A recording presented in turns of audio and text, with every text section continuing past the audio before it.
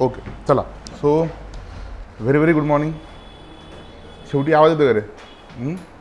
ऑनलाईनचे विद्यार्थी जर मला आवाज येत असेल तुम्हाला अगदी व्यवस्थित तर तसं तुम्ही कमेंट बॉक्समध्ये मेन्शन करणं अपेक्षित आहे. बघा okay. One day revision session आहे इंडियन फिजिकल जॉग्राफीचं. ओके. हां बेसिकली दोन प्रकारचे मॅप असतात बघा. कुठले कुठले? एक असतो फिजिकल आणि दुसरा असतो पॉलिटिकल. हा जो तुम्हाला दिसतोय हा कुठला आहे? हा पॉलिटिकल आहे. आणि त्याच्यानंतर हा जो तुम्हाला दिसतोय हा कुठला आहे? फिजिकल आहे. आणि दोघांमध्ये डिफरन्सेस काय असतात पॉलिटिकल आणि फिजिकलमध्ये? फिजिकल ज्याला आपण मराठीत प्राकृतिक असं म्हणतो, प्रकृतीने निर्माण केलेल्या सगळ्या गोष्टी ज्याच्यात दाखवल्या जातात तो कुठला आहे? प्राकृतिक नकाशा आहे. मग प्रकृतीने काय काय निर्माण केलंय? पर्वत, डोंगररांगा हे सगळं मॅनमेड आहे का? नाही, हे सगळं प्रकृतीने तयार केलंय. बरोबर. सो या सगळ्या गोष्टी तुम्हाला प्राकृतिक नकाशात दाखवतील. व्हेअरएज राजकीय नकाशामध्ये काय आहे? सगळ्या माणसाने निर्माण केलेल्या गोष्टी. आता इथे तुम्ही जर का बघितलं तर स्टेट्स दाखवलेत, स्टेट्सच्या बॉर्डर दाखवल्या आहेत, देशाच्या बॉर्डर दाखवल्या आहेत, इम्पॉर्टंट सिटीज असतात, रस्ते दाखवलेले असतात. हे सगळं कशामध्ये? राजकीय नकाशामध्ये. मग आपण आजच्या लेक्चरमध्ये प्राकृतिक भूगोल शिकणार आहोत. कोणाचा? भारताचा. मग त्याचा अर्थ काय होतो? भारतामधले सगळे पर्वत, पठारं, नद्या, त्याच्यानंतर द्वीपकल्प, आखातं, त्याच्यानंतर खाड्या किंवा ज्या ज्या महत्त्वाच्या गोष्टी आहेत त्या सगळ्या बघायच्या आहेत. शेवटी जाता आता आपल्याला भारताचं हवामान नावाचा टॉपिक सुद्धा बघायचा आहे. राहील तुमच्या लक्षामध्ये? ओके चला सुरुवात करूयात प्राकृतिक भूगोलाला. सो बेसिकली भारताचे प्राकृतिकदृष्ट्या किती भाग पडतात रे? 5 भाग पडतात. किती भाग पडतात? 5 भाग पडतात. पहिल्यांदा आपण ते नकाशाच्या मदतीने समजून घेऊ. तुमचा ॲटलास फक्त तुम्ही समोर ठेवायचा आहे. ओके चला.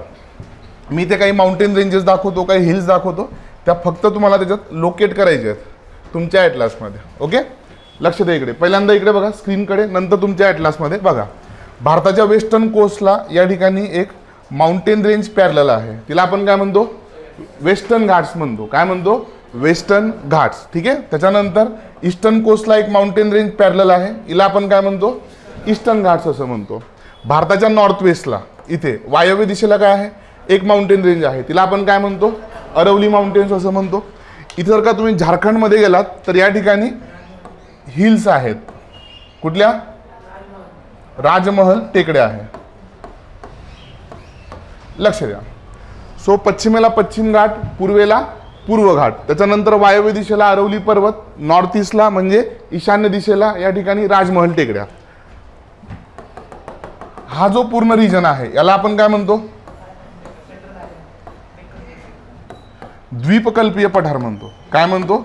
द्वीपकल्पीय पठार. इंग्लिशमध्ये म्हणायचं याला पेनिन्सुलर प्लॅटो. काय म्हणायचं? पेनिन्सुलर प्लॅटो, द्वीपकल्पीय पठार. आता नकाशात जर का तुम्ही व्यवस्थित बघितलं तर या ठिकाणी 3च रंग वापरलेत. मागच्या वर्षीच्या पूर्व परीक्षेला प्रश्न आलाय बघा. भारताच्या नकाशामध्ये महाराष्ट्र पठार कुठल्या रंगाने दर्शवलं जातं?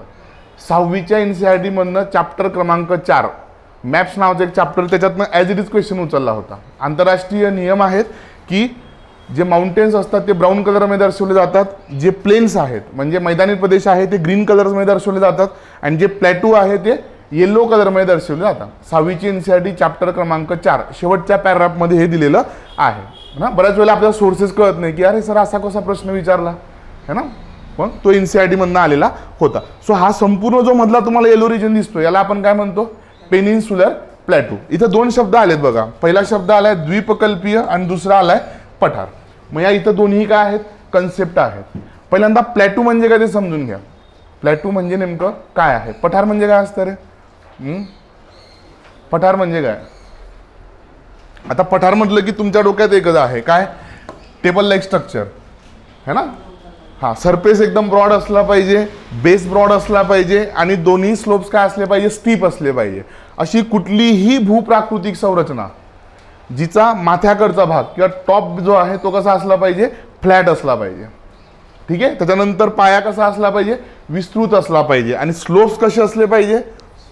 स्टीप, एकदम तीव्र उतार असले पाहिजे. पण ही डेफिनेशन अर्धीच आहे. काय आहे? अर्धी आहे. सो स्टँडर्ड डेफिनेशन काय सांगते? सविंद्र सिंग सरांचं जर का पुस्तक वाचलं असेल, what do you mean by plateau? प्लॅटूमध्ये ॲटलिस्ट 1 स्लोप शुड बी स्टीप. किमान एक स्लोप काय असला पाहिजे? स्टीप असला पाहिजे. दुसरा स्लोप हा जेंटल असला तरी चालतो. आलं तुमच्या लक्षामध्ये? जनरली प्लॅटू म्हणजे आपण अशी कल्पना करतो, हे पण बरोबर आहे. हे काय चुकीचं आहे का? नाही. पण प्लॅटूची डेफिनेशन करताना डेफिनेशन ही केली जाते की किमान एक बाजू तीव्र असली पाहिजे आणि सरफेस कसा असला पाहिजे, फ्लॅट असला पाहिजे, त्याला आपण प्लॅटू असं म्हणतो. आणि भारतातला जो पेनिन्सुलर प्लॅटू आहे तो ह्या प्रकारचा आहे, तो ह्या प्रकारचा नाही आहे. त्याची वेस्टर्न साईड एकदम स्टीप आहे, ईस्टर्न स्लोप कसा आहे एकदम जेंटल आहे. त्याच्यामुळे तुम्ही जर का भारतातील नदी प्रणाली बघितली तर या पेनिन्सुलर प्लॅटूवरच्या ऑलमोस्ट रिव्हर्स कुठे वाहत जातात, ईस्टर्न साईडला वाहत जातात. आलं तुमच्या लक्षामध्ये? Is that clear? कंबाईनला खूप वेळा प्रश्न आले की द्वीपकल्पीय पठाराची किंवा दख्खनच्या पठाराची पश्चिम बाजू कशी आहे, ब्रॉड आहे, त्याची विड्थ कशी आहे, जास्त आहे. तुम्ही जसं जसं पूर्वेकडे सरकत जातात प्लॅटूची विड्थ काय होत जाते, कमी कमी होत जाते. राहील तुमच्या लक्षामध्ये? सो प्लॅटू म्हणजे काय असतं ते कळलं तुम्हाला? ओके. द्वीपकल्प म्हणजे काय? What do mean bye peninsula? एक विस्तृत भूभाग ज्याच्या तीनही बाजूने काय आहे, चुकले, पाणी नाही, समुद्र असला पाहिजे. काय असला पाहिजे? समुद्र. मग तर तुम्ही म्हणाल तलावात पण द्वीपकल्प असतील. पाणी म्हटलं की मग वॉटर बॉडीज खूप सारे आहेत ना, है ना. जेव्हा तुम्ही आयलँड डिफाईन करतात, बेट डिफाईन करतात, तेव्हा चारही बाजूने पाणी म्हणायचं, तेव्हा समुद्र म्हणायचं नाही. कारण की आयलँड रिव्हरमध्ये पण असतात, बरोबर का नाही? आयलँड लेक्समध्ये पण असतात, आयलँड ओशनमध्ये आहे, सीमध्ये आहे, गल्फमध्ये, वेगवेगळ्या ठिकाणी आहे. सो या ठिकाणी तीनही बाजूने समुद्र असला पाहिजे. आणि भारतामध्ये मेजर 3 पेनिन्सुलाज आहेत. किती पेनिन्सुला आहेत? 3 मेजर पेनिन्सुलाज आहेत, 3 द्वीपकल्प आहे. मग हे 3 द्वीपकल्प कुठले आहे? सगळ्यात पहिल्यांदा हा जो एवढा रिजन आहे याला आपण म्हणतो इंडियन पेनिन्सुला, भारतीय द्वीपकल्प, बरोबर ना. तिघही बाजूने पाणी आहे, इकडे अरबी समुद्र, इकडे बंगालचा उपसागर, खाली इंडियन ओशन आहे, बरोबर ना. त्याच्यानंतर हा दिसतोय का, हा याला म्हणतात काठियावाड. काय म्हणतात? काठियावाड. यालाच एक गोंडस नाव आहे सौराष्ट्र. जसं आपल्याकडे आहे ना विदर्भ, मराठवाडा, पश्चिम महाराष्ट्र, रिजनल नेम्स असतात, तसं याचं स्थानिक नाव किंवा तिथलं प्रादेशिक नाव काय आहे? सौराष्ट्र. So Kathiawar peninsula. आणि हा जो वरचा आहे याला आपण काय म्हणतो? कच्छ पेनिन्सुला. सो भारतामध्ये 3 मोठे पेनिन्सुलाज आहेत, कच्छ, काठियावाड आणि इंडियन पेनिन्सुला. राहील लक्षामध्ये? Is that clear? So plateau कळालं, पेनिन्सुला कळालं. मग द्वीपकल्पावरती जे पठार स्थित आहे त्याला आपण काय म्हणू? काय म्हणू? जे पठार द्वीपकल्पावरती स्थित आहे त्याला आपण म्हणू द्वीपकल्पीय पठार. तर नावामागचं मिनिंग कळलं तुम्हाला? त्याला पेनिन्सुलर प्लॅटू का म्हणतायत? Because it is located on Indian peninsula, म्हणून त्याला आपण पेनिन्सुलर प्लॅटू म्हणतोय. ठीक आहे. आता मुलं खूप वेळा कन्फ्यूज होतात कशामध्ये? द्वीपकल्पीय पठार आणि दख्खनच्या पठारामध्ये, है ना. कारण की पुस्तकामध्ये काय केलं माहिती तुम्हाला? द्वीपकल्पीय पठार, द्वीपकल्पीय पठार आणि स्लॅश दिलाय आणि पुढे दिलंय दख्खनचे पठार. मुलांना काय वाटतं एकच आहे द्वीपकल्पीय पठार आणि दख्खनचे पठार, पण तसं आहे का रे? तसं नाहीये. द्वीपकल्पीय पठारावरून 2 नद्या वाहतात. कुठल्या नद्या वाहतात? 2 नद्या वाहतात. एक आहे नर्मदा आणि दुसरी आहे शोन. पहिल्यांदा मी तुम्हाला फक्त द्वीपकल्पीय पठाराचा नकाशा दाखवतो. हे दिसतंय तुम्हाला? दिस इज पेनिन्सुलर प्लॅटू, जी मी तुम्हाला आत्ता दाखवलं बघा. इकडे वेस्टर्न घाट्स आहे, इकडे ईस्टर्न घाट्स आहे, इकडे अरवलीज आहे, या ठिकाणी तुमचं राजमहल हिल्स आहे. उत्तरेला जर का तुम्ही गेलात तर नॉर्थ इंडियन प्लेन्सची सदर्न बॉर्डर आहे, उत्तर भारतीय मैदानी प्रदेशाची दक्षिण सीमा. आणि हा सगळा मधला रिजन काय आहे तुमचा? द्वीपकल्पीय पठार. राहील तुमच्या लक्षामध्ये? ओके. आता द्वीपकल्पीय पठारावरून 2 नद्या वाहतात, एक आहे नर्मदा आणि दुसरी आहे शोन. तुम्ही जर का इथे बघितलं तुमच्या लक्षात येईल, राजकीय नकाशामध्ये दाखवतो. मध्य प्रदेशच्या बरोबर इथे बॉर्डरवरती, छत्तीसगड आणि मध्य प्रदेशच्या बॉर्डरवरती अनूपपूर नावाचा जिल्हा आहे बेसिकली. तिथे कुठल्या टेकड्या आहे? अमरकंटक हिल्स आहे. कुठे? अमरकंटक हिल्स कोणाचा भाग आहे? मैकल डोंगररांगेचा भाग आहे. ठीक आहे. सो मैकल डोंगररांगेमध्ये आहे तुमच्या अमरकंटक हिल्स. त्या अमरकंटक हिल्समधनं इथून नर्मदा नदी वाहते आणि वरती इथे शोन नदी वाहते. शोन गंगेची उपनदी आहे, ती पटण्याजवळ गंगेला जाऊन मिळते. आणि नर्मदा भारतातली सगळ्यात लांब पश्चिम वाहिनी नदी आहे. आता या 2 रिव्हर्सनी काय केलं? पेनिन्सुलर प्लॅटूचे 2 भाग केले. काय केले? 2 भाग केले. सो द्वीपकल्पीय पठाराचे 2 भाग नर्मदा आणि शोन नदीमुळे होतात. आता हा जो वरचा भाग आहे त्या वरच्या भागाला मग काय म्हणायचं? हा जो वरचा रिजन आहे याला सेंट्रल हायलँड्स म्हणायचं. काय म्हणायचं? सेंट्रल हायलँड्स. आणि हा जो खालचा भाग आहे याला काय म्हणायचं? डेक्कन प्लॅटू म्हणायचं, दख्खनचे पठार. राहील लक्षामध्ये? ओके. तुमच्या ॲटलासमध्ये फक्त एकदा नर्मदा आणि शोन लोकेट करा बघा. नर्मदा आणि शोन एकदा लोकेट करा. आणलाय करा ॲटलास? घेतला नाही ना अजून?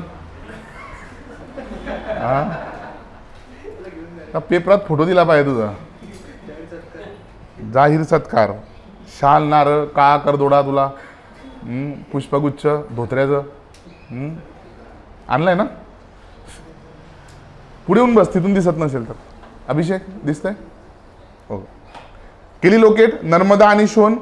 खालचा रिजन काय आहे? डेक्कन प्लॅटू. वरचा रिजन काय आहे? सेंट्रल हायलँड्स. ठीक आहे, काय म्हणायचं? सेंट्रल हायलँड्स.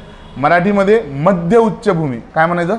मध्य उच्च भूमी. ओके, चला आता व्यवस्थित बघा रे. बंद करा, ॲटलास बिटलास बंद करा. बंद करा म्हणजे इकडे बघा स्क्रीनकडे. 2 मिनिटं शांतपणे सगळ्यांनी. महत्त्वाची गोष्ट आहे एकदम. आता प्लॅटू आहे बरोबर. या प्लॅटूवरती 2 इम्पॉर्टंट माउंटेन रेंजेस आहे. कुठल्या कुठल्या? एक आहे सातपुडाज आणि दुसरी आहे विंध्यन्स. बरोबर का नाही? इथे तुमचं खाली सातपुडा आहे, त्याच्यानंतर इथं काय आहे? विंध्य पर्वतरांग आहे. बरोबर ना? हे नंतर शिकू. पहिले तुम्हाला हा प्रश्न पडला पाहिजे की सर पठारावरती पर्वतरांग कशी काय? वेलकम पिक्चर माहिती आहे ना? गाढवावरती घोडा काढला. हे असं तुम्हाला वाटत नाही का? मग सर पठारावरती पर्वत म्हणजे मग ते कल्पना करा, हे असं झालं. खाली पठार आहे आणि वरती काय आहे? वरती पर्वत आहे. मग असं का? किंवा मग कशामुळे? पठारावरती पर्वत असू शकतं का? कसं काय असू शकतं? 3 प्रकारचे माउंटेन्स असतात. बेसिकली 4 प्रकारचे आहेत. स्टँडर्ड बुक्समध्ये दिले 4 प्रकारचे माउंटेन्स. पण जनरली आपण ज्याला मराठी ढोबळ मनाने म्हणतो, ढोबळ मनाने आपण किती कन्सिडर करतो? 3 माउंटेन्स कन्सिडर करतो. पहिले जे आहेत ते कुठले आहे? व्हॉल्कॅनिक माउंटेन्स आहे. बरोबर, ज्याला मराठीमध्ये काय म्हणतो? ज्वालामुखी पर्वत असं म्हणतो. माझा अक्षर खराब आहे, थोडं समजून घ्या फक्त. ठीक आहे, काय आहे? व्हॉल्कॅनिक माउंटेन आहे. कशामुळे तयार होतात? व्हॉल्कॅनोचं इरप्शन झाल्यानंतर, ज्वालामुखीचा उद्रेक झाल्यानंतर त्याच्यातनं जो मोल्टन मॅग्मा किंवा ज्याला आपण मराठी शिलारस असं म्हणतो, तो शिलारस बाहेर आल्यानंतर काय होतं? कालांतराने तो सॉलिडिफाय होतो, तो घनीभूत होतो. आणि मग त्याच्यानंतर काय होतं? जे डोम शेप स्ट्रक्चर और पिरॅमिड शेप स्ट्रक्चर तयार होतात त्याला आपण व्हॉल्कॅनिक माउंटेन्स असं म्हणतो. काय म्हणतो? व्हॉल्कॅनिक माउंटेन. याचं बेस्ट एक्झाम्पल आहे भारतामध्ये. कुठलं? तर आत्ता मी जो तुम्हाला गुजरातचा नकाशा दाखवला ना असा, इथे काय आहे? गिरनार पर्वत आहे बघा, काठियावाड पेनिन्सुलावरती. इथे गुजरातमधलं सगळ्यात हायेस्ट पीक आहे सगळ्यात, है ना? हां, सो गिरनार माउंटेन काय आहे भारतातला? व्हॉल्कॅनिक माउंटेन आहे. कधी घरी गेल्यानंतर फक्त काय करा, त्याला एकदा तुम्ही गुगलला त्याचे इमेजेस सर्च करा, तुम्हाला लक्षात येऊन जाईल. ठीक आहे, त्याचा आकार बघा एकदा. ठीक आहे, त्याचं स्ट्रक्चर बघा, तिथलं रॉक फॉर्मेशन बघा, तुमच्या लक्षात येईल. सो असे माउंटेन्स जे व्हॉल्कॅनोचे इरप्शन्समुळे फॉर्म झाले त्याला आपण काय म्हणतो? त्याला आपण व्हॉल्कॅनिक माउंटेन्स असं म्हणतो. Is that clear? ओके. दुसऱ्या प्रकारचा माउंटेन कुठला असतो रे? दुसऱ्या प्रकारचा असतो फोल्ड माउंटेन, ज्याला आपण काय म्हणतो? वली पर्वत म्हणतो किंवा घडीचे पर्वत असं म्हणतो. इंग्लिशमध्ये याला शब्द आहे फोल्ड माउंटेन्स.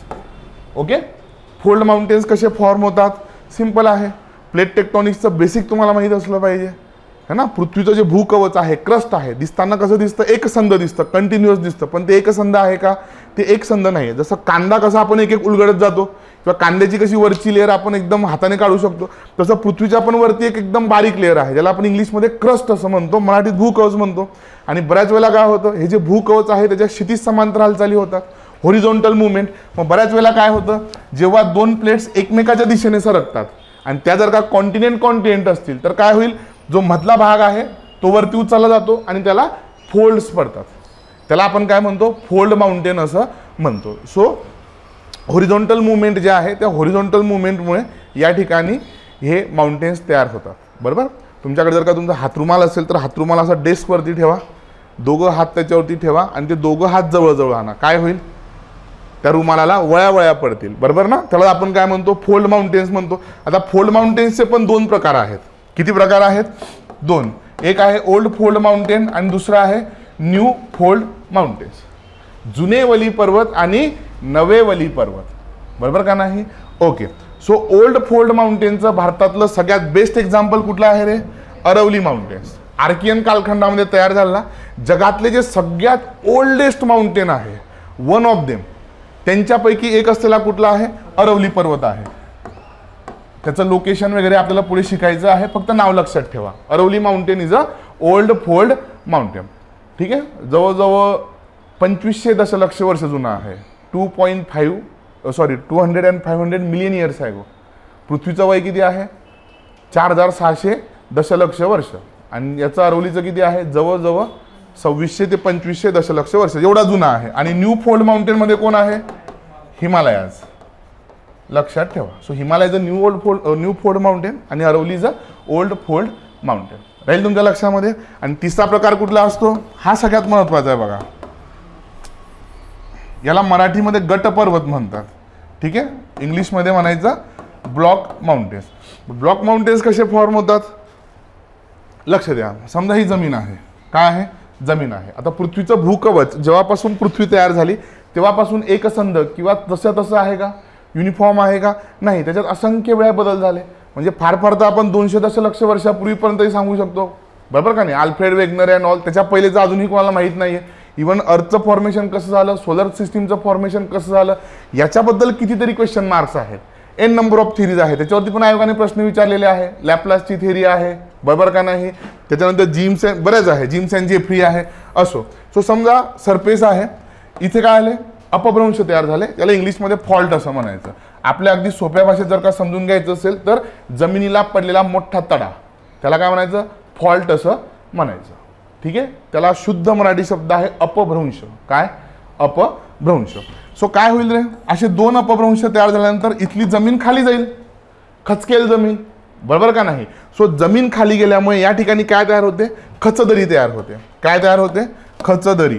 याला इंग्लिशमध्ये शब्द आहे रिफ्ट व्हॅली. काय आहे? रिफ्ट व्हॅली. खचदरी. आता रिव्हर्सची नॅचरल टेंडन्सी काय असते? जिकडे उतार आहे तिकडे पाणी वाहत जाणार आहे. बरोबर का नाही? ग्रॅव्हिटेशनल पूल तुम्ही सायन्स शिकले असाल है ना? हां. सो बऱ्याचशा नद्या काय आहेत? अशा नॅचरली फॉर्म रिफ्ट व्हॅलीजमधून वाहतात. काय निसर्गता खोलगट भाग मिळतोय ना, पाणी वाहत जातं. जसं की याचं बेस्ट एक्झाम्पल आहे तापी, याचं बेस्ट एक्झाम्पल आहे नर्मदा, याचं बेस्ट एक्झाम्पल आहे महानदी, याचं बेस्ट एक्झाम्पल आहे शोन. पुस्तकात 2 रिव्हर्स दिले आहेत. कुठल्या? तापी आणि नर्मदा खचदरीतून वाहतात. फक्त तापी आणि नर्मदा नाहीये, तर याच्यामध्ये महानदी पण आहे आणि शोन नदी पण आहे. या 4 नद्या भारतातल्या खचदरीतून वाहत जातात. लक्षात ठेवा. मग या ठिकाणी रिफ्ट व्हॅली तयार झाली. अशीच जर का एक पॅरलल रिफ्ट व्हॅली इथं तयार झाली तर काय होईल रे? हा जो मधला रिजन आहे याला हॉस्ट असं म्हणतात जिओमॉर्फॉलॉजीमध्ये. तिकडे मला जायचं नाही. पण हा जो मधला भाग आहे हा कसा दिसेल तुम्हाला? उंचावलेला दिसेल नाही का? समजा चैतन्याला जर का आपण इथं असं उभा केला तर चैतन्य जर का याच्याकडे बघितलं तर कसं दिसेल? चैतन्य ऑब्व्हियसली उंच दिसेल, माउंटेन सारखं दिसेल. सो मधल्या भागाला आपण काय म्हणतो? गटपर्वत असं म्हणतो. काय म्हणतो? गटपर्वत. म्हणजे इथं कुठलीही टेक्टॉनिक मुवमेंट झाली का? नाही. इथं कुठलीही फोल्डेशनची प्रोसेस झाली का? नाही. फक्त आजूबाजूचे 2 भाग खाली गेल्यामुळे मधला भाग कसा दिसतोय? वरती आलेला दिसतोय. त्याला आपण काय म्हणतोय? ब्लॉक माउंटेन असं दिसतो म्हणतो आहे. राहील तुमच्या लक्षात formation of block mountain. So या ठिकाणी जो मी तुम्हाला प्रश्न विचारला कुठला? विंध्य अँड सातपुडा हे दोन्ही काय आहेत? ब्लॉक माउंटेन्स आहेत. काय आहेत? दोन्हीही ब्लॉक माउंटेन्स आहेत. आलं तुमच्या लक्षामध्ये? जे तुम्हाला मी विचारलं बघा की पर्वतावरती पठारावरती पर्वत पॉसिबल आहे का? पॉसिबल आहे. Only when it is a block mountain. जर का तो ब्लॉक माउंटेन असेल तर ते काय आहे? पॉसिबल आहे. मग तुम्ही जर का इथे व्यवस्थित बघितलं तर या ठिकाणी विंध्य आहे, खाली सातपुडा आहे. बरोबर का नाही? आणि त्यांच्या आजूबाजूला जर 2 रिफ्ट व्हॅलीज तयार झाल्यात त्याच्यातून कुठली नदी वाहते? नर्मदा वाहते, तापी वाहते. इकडे शोण चालली. सिंपल आहे का नाही? आपण कधी लॉजिक लावत नाही. लॉजिक आपण लावत नाही. सो बेसिकली 3 प्रकारचे काय असतात? माउंटेन्स असतात. क्लिअर आहे इथपर्यंत? ओके. ब्लॉक माउंटेन लक्षात ठेवा. असतात ना आयुष्यात असे काही लोक ब्लॉक माउंटेन सारखे, दुसऱ्याला कमी दाखवून मी किती शहाणा आहे हे भासवणारे असतात ना. चैतन्य आहे का तुझ्या आयुष्यात कोणी असं? असतात ना. मुलींमध्ये जाऊन सांगणारे तो तर हेच करतो, तो तर सिगरेट पितो, तो तर दारू पितो. अप्रत्यक्षपणे हे सांगायचं असतं मी किती भारी आहे, हे सगळे भंगार आहे, मी खूप भारी आहे. सो गटपर्वत तसा असतो है ना. सो आयुष्यात गटपर्वत कधी होऊ नका. कोणासारखं व्हायचं? हिमालयासारखं व्हायचं. बरोबर. अंतःप्रेरणेने मोठा झालेला है ना, सेल्फ मोटिवेशनने मोठा झालेला. असो 3 माउंटेन्स काय आले? शॉर्ट नोट्स घ्यायचे असतील तर घेऊन घ्या. ओके. मग गटपर्वताचं एक्झाम्पल काय आहे? इथं विंध्य आणि सातपुडा. Okay, 2 mountains उरलेत. कुठले? वेस्टर्न घाट्स आणि ईस्टर्न घाट्स. त्याच्याबद्दल नंतर बोलेल. Okay, they are not true mountains. ते खरे पर्वत नाही आहेत. मग खोटे खोटे आहेत का? मग पर्वत का म्हणतो? पुढे चर्चा करणार आहोत. पहिल्यांदा फक्त हे 3 प्रकार, त्याचे एक्झाम्पल्स. ओके, चैतन्यला हसायला आलं एकदम. कोण आठवलं चैतन्य ना? नकाशात बघून घ्या एकदा. नकाशात बघा. ज्याचा नकाशा पाठ त्याला भूगोल सोपा आहे. ज्याचा नकाशात पाठ नाही तो मग, ज्यानं घेतलाच नाही त्याचा जाऊ द्या आता.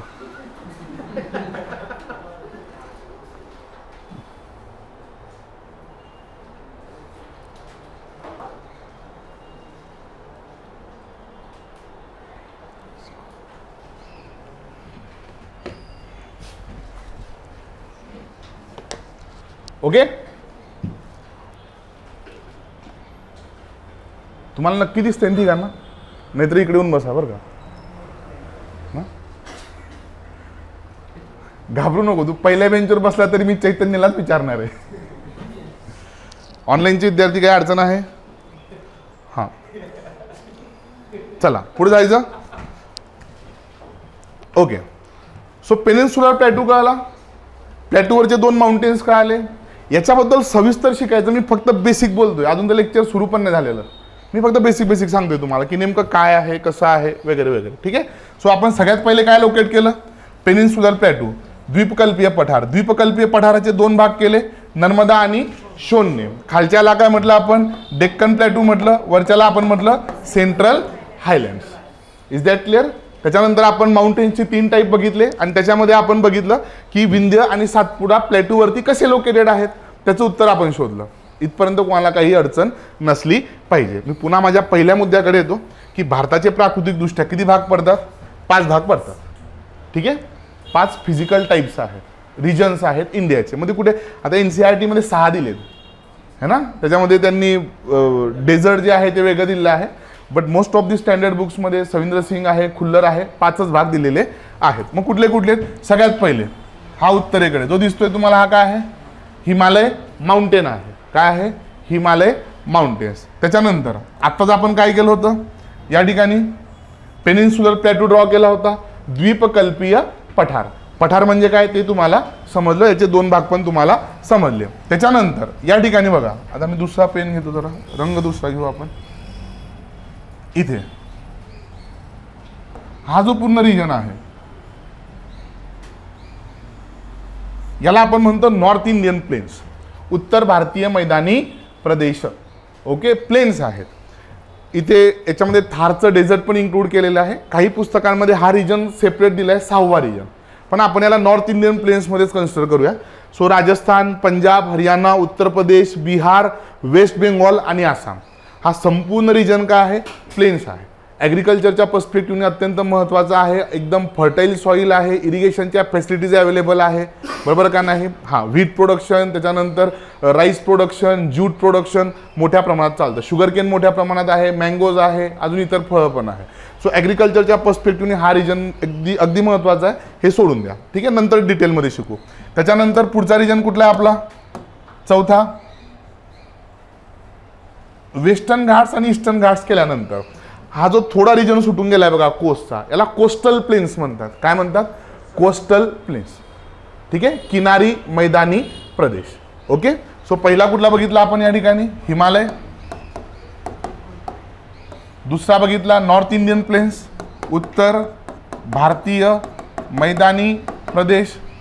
तिसरा बघितला आपण किनारी मैदानी प्रदेश, किनारी मैदानी प्रदेश. त्याच्यानंतर आपण बघितलं या ठिकाणी द्वीपकल्पीय पठार. किती भाग झाले रे? 4 भाग झाले. आणि 5वा महत्त्वाचा भाग कुठला आहे? आयलँड्स, भारतीय बेटे. आता बेटांचे पण काय पडतात? 3 प्रकार पडतात. ज्याला 3 टाइप्स ऑफ आयलँड्स. ठीक आहे, पहिले असतात ओशनिक, जे महासागरामध्ये किंवा समुद्रामध्ये आहे. दुसरे असतात ऑफ कोस्ट आयलँड, ज्याला मराठीमध्ये अपतट बेट असं म्हणतात, म्हणजे जे अगदी किनाऱ्याच्या जवळजवळ आहे. बरोबर का नाही? इथं महाराष्ट्रात जर का तुम्ही किनारपट्टीजवळ गेले तर खूप सारे बेट आहेत, छोटे छोटे छोटे छोटे. ठीक आहे. त्याच्यानंतर तिसरा प्रकार असतो इनलँड किंवा रिव्हर्स आणि लेक्समधले किंवा फ्रेश वॉटर बॉडीजमधले लेक्स, बरोबर. हां, जसं की ओंकारेश्वर नावाचं एक महत्त्वाचं आयलँड आहे नर्मदा नदीमध्ये, बरोबर का नाही. किंवा मग भवानी नावाचं आयलँड आहे कृष्णा नदीमध्ये. किंवा महाराष्ट्राच्या गोदावरी नदीमध्ये जांभरू नावाचं बेट आहे. एक पुंजू नावाचं बेट आहे उल्हास नदीमध्ये, बरोबर. असे खूप सारे इनलँड रिव्हर्समधले किंवा लेक्समधले काय असतात, आयलँड्स असतात. असे आयलँडचे 3 प्रकार असतात, ते आपण याच्यामध्ये शिकणार आहोत. पहिल्यांदा इथं फोकस करा की प्राकृतिकदृष्ट्या किती भाग पडले, मग 5 भाग पडले.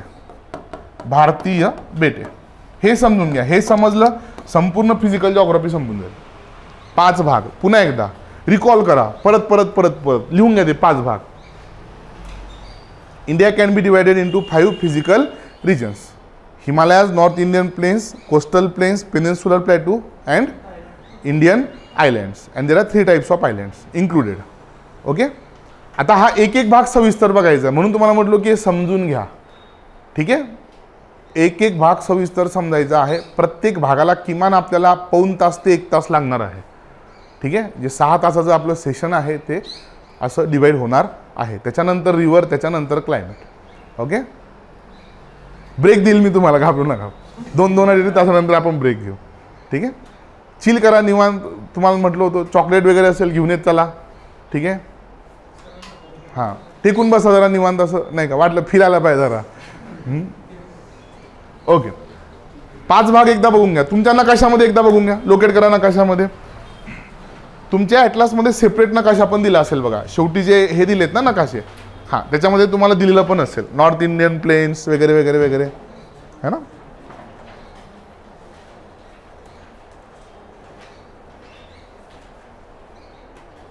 थोडं बेसिक क्लिअर असलं पाहिजे.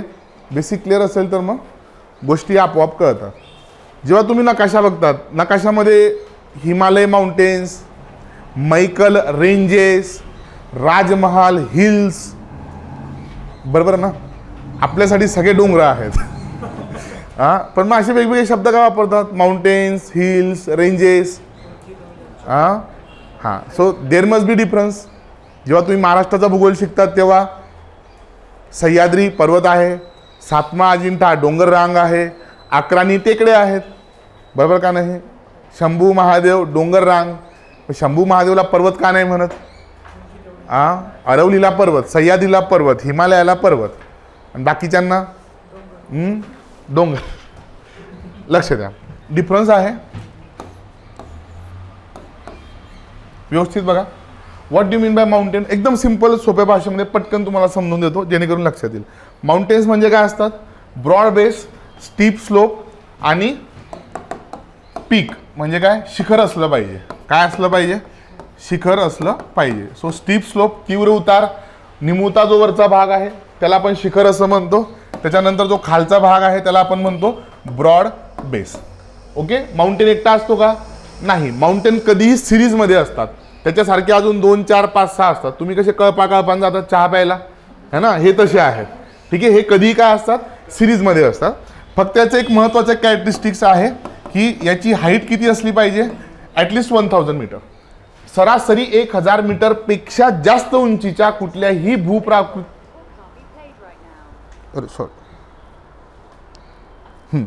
कुठल्याही भूप्राकृतिक संरचनेला आपण काय म्हणतो, पर्वत असं म्हणतो. सरासरी उंची 1000 मीटरपेक्षा जास्त, उतार तीव्र, शिखराकडचा भाग निमुळता, पाया कसा असला पाहिजे, विस्तृत असला पाहिजे आणि शृंखला असल्या पाहिजे, तेव्हा त्याला आपण काय म्हणतो, पीक असं म्हणतो. जर का माउंटेन्सची ह्याच सगळ्या कॅरेक्टरिस्टिक्स आणि हाईट जर का लेस दॅन 1000 मीटर असेल तर मग त्याला आपण काय म्हणतो, डोंगर रांग असं म्हणतो. That is ranges in English. डोंगर रांगांना इंग्रजीमध्ये रेंजेस असं म्हणायचं. काय म्हणायचं, रेंजेस. फक्त हाईट काय असते, कमी असते. डोंगर रांगा पण कशा असतात, शृंखलेमध्ये असतात, है ना. प्रवासादरम्यान तुम्ही बघितलं असेल आजूबाजूचे डोंगर, है ना. हां, सो हाईट 1000 मीटरपेक्षा कमी आहे. आता कधी कधी त्या वयात जावं लागतं रे. धुरांच्या रेषा हवेत काढी, पळती झाडे पाहूया. तसे पळणारे डोंगर बघितलेत ना, एकच असतो का असा, नाही. आणि त्याच्यानंतर an isolated elevation is a hill. टेकडी काय असते, एकटी असते, बॅचलर असते, है ना, तुमच्यासारखी. ठीक आहे. हां, शृंखला असतात का, नाही. उंची किती असते, 1000 मीटरपेक्षा कमी असते. तुमच्या घराच्या जवळपास एखादी टेकडी आहे का? तुम्ही ज्या शहरात राहतात त्या शहरात एखादी टेकडी आहे का? है ना, इथं पर्वती टेकडी आहे. तळजाई टेकडी नाहीये, तळजाई पठार आहे.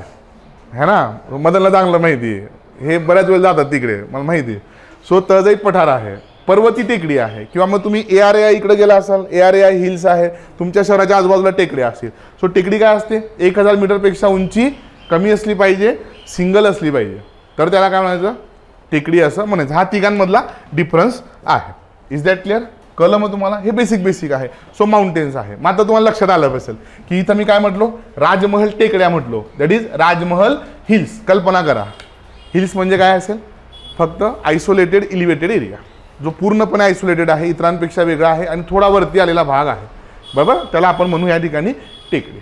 राईट. जेव्हा तुम्ही इथं शिकाल सातपुडा किंवा विंध्यन्स, तेव्हा इथं काय येतं? मैकल रेंजेस येतात. काय येतात? Maikal ranges, Kaimur ranges. बरोबर का नाही? सो रेंज म्हणजे काय आहे? डोंगर रांग आहे. आणि माउंटेन्स म्हणजे काय आहे? पुन्हा पर्वतरांग आहे. अशा खूप साऱ्या पर्वतरांगा जर का एकत्र आल्या तर मग त्याला इंग्रजीमध्ये कॉर्डिलेरा असं म्हणतात. काय म्हणतात? कॉर्डिलेरा. असंख्य पर्वतरांगा, जसं की आपण हिमालयाच्या वेळेस पुढे शिकूयात. आता त्याला मराठीमध्ये शब्द नाही आहे, ठीक आहे? त्याला कॉर्डिलेरा असंच म्हणायचं. चला, सो सगळ्यात पहिले आपल्याला काय बघायचं रे? सगळ्यात पहिले आपल्याला बघायचं द्वीपकल्पीय पठार, दॅट इज पेनिन्सुलर प्लॅटो. सगळ्यात पहिले हे सगळे 5 भाग निवांत शिकायचे, एक एक एक एक एक एक कर. त्यापैकी सगळ्यात पहिले आपल्याला शिकायचं आहे पेनिन्सुलर प्लॅटो, द्वीपकल्पीय पठार. सो मोठं हेडिंग टाकायचं. If you are taking running notes घेत असाल तर एक मोठं असं हेडिंग टाकायचं. काय? पेनिन्सुलर प्लॅटो, मराठीमध्ये द्वीपकल्पीय पठार. बिफोर गोइंग टू स्टार्ट, सुरुवात करण्याच्या पूर्वी हे जे 5 प्राकृतिक भाग बघितले, याच्यातला सगळ्यात ओल्डेस्ट आणि सगळ्यात यंगेस्ट कुठला असेल रे बरं? सगळ्यात ओल्डेस्ट गेस करा. सगळ्यात पहिले सगळ्यात प्राचीन भाग कुठला आहे? डेक्कन प्लॅटो. डेक्कन प्लॅटो आत्ताच आहे रे. डेक्कन प्लॅटो नाही, ओव्हरऑल पेनिन्सुलर प्लॅटो बद्दल तुम्ही बोलू शकता.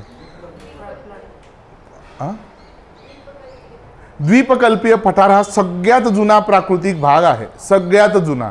आणि सगळ्यात यंगेस्ट?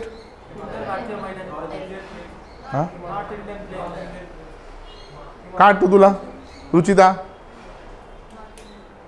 काय? North Indian planes. बरोबर का नाही? मग काय वाटतं मदन? हिमालय. आता हिमालयाच्या नावामध्ये यंग फोल्ड माउंटेन आहे म्हणून तो यंग आहे का? असं नाही. हिमालयानंतर नॉर्थ इंडियन प्लेन्स फॉर्म झाले. हिमालयातनं ज्या नद्या वाहत आल्या त्या नद्यांनी जे सोबत सिडिमेंट्स वाहून आणले, जो गाळ वाहून आणला, त्या गाळाच्या संचयनातनं काय तयार झाले? नॉर्थ इंडियन प्लेन्स तयार झालेले आहे. So peninsular plateau is the oldest formation, where as north Indian planes is the youngest formation. या सगळ्या याच्यातला सगळ्यात प्राचीन भाग आहे द्वीपकल्पीय पठार. आणि yes, very good Smita, very good. चला, ऑनलाईनवाले तुम्ही नाही, ठीक आहे?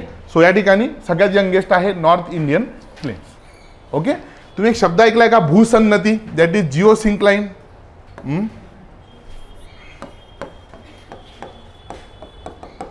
याला भूसन्नती असं म्हणतात मराठीमध्ये, जिओसिंक्लाइनना. जिओसिंक्लाइन म्हणजे काय असतो? असा निसर्गतः तयार झालेला खोलगट भाग. काय म्हणतोय मी? निसर्गतः तयार झालेला खोलगट भाग जो असतो त्याला जिओसिंक्लाइन असं म्हणतात. मराठीमध्ये भूसन्नती असा शब्द आहे. बरोबर का नाही? आणि मग रिव्हर्स काय करतात? याच्यामध्ये सिडिमेंट्स आणून टाकतात, गाळ जमा करतात आणि हळूहळू करता करता काय होतं? ही जी जिओसिंक्लाइन आहे ती फुलफिल होऊन जाते.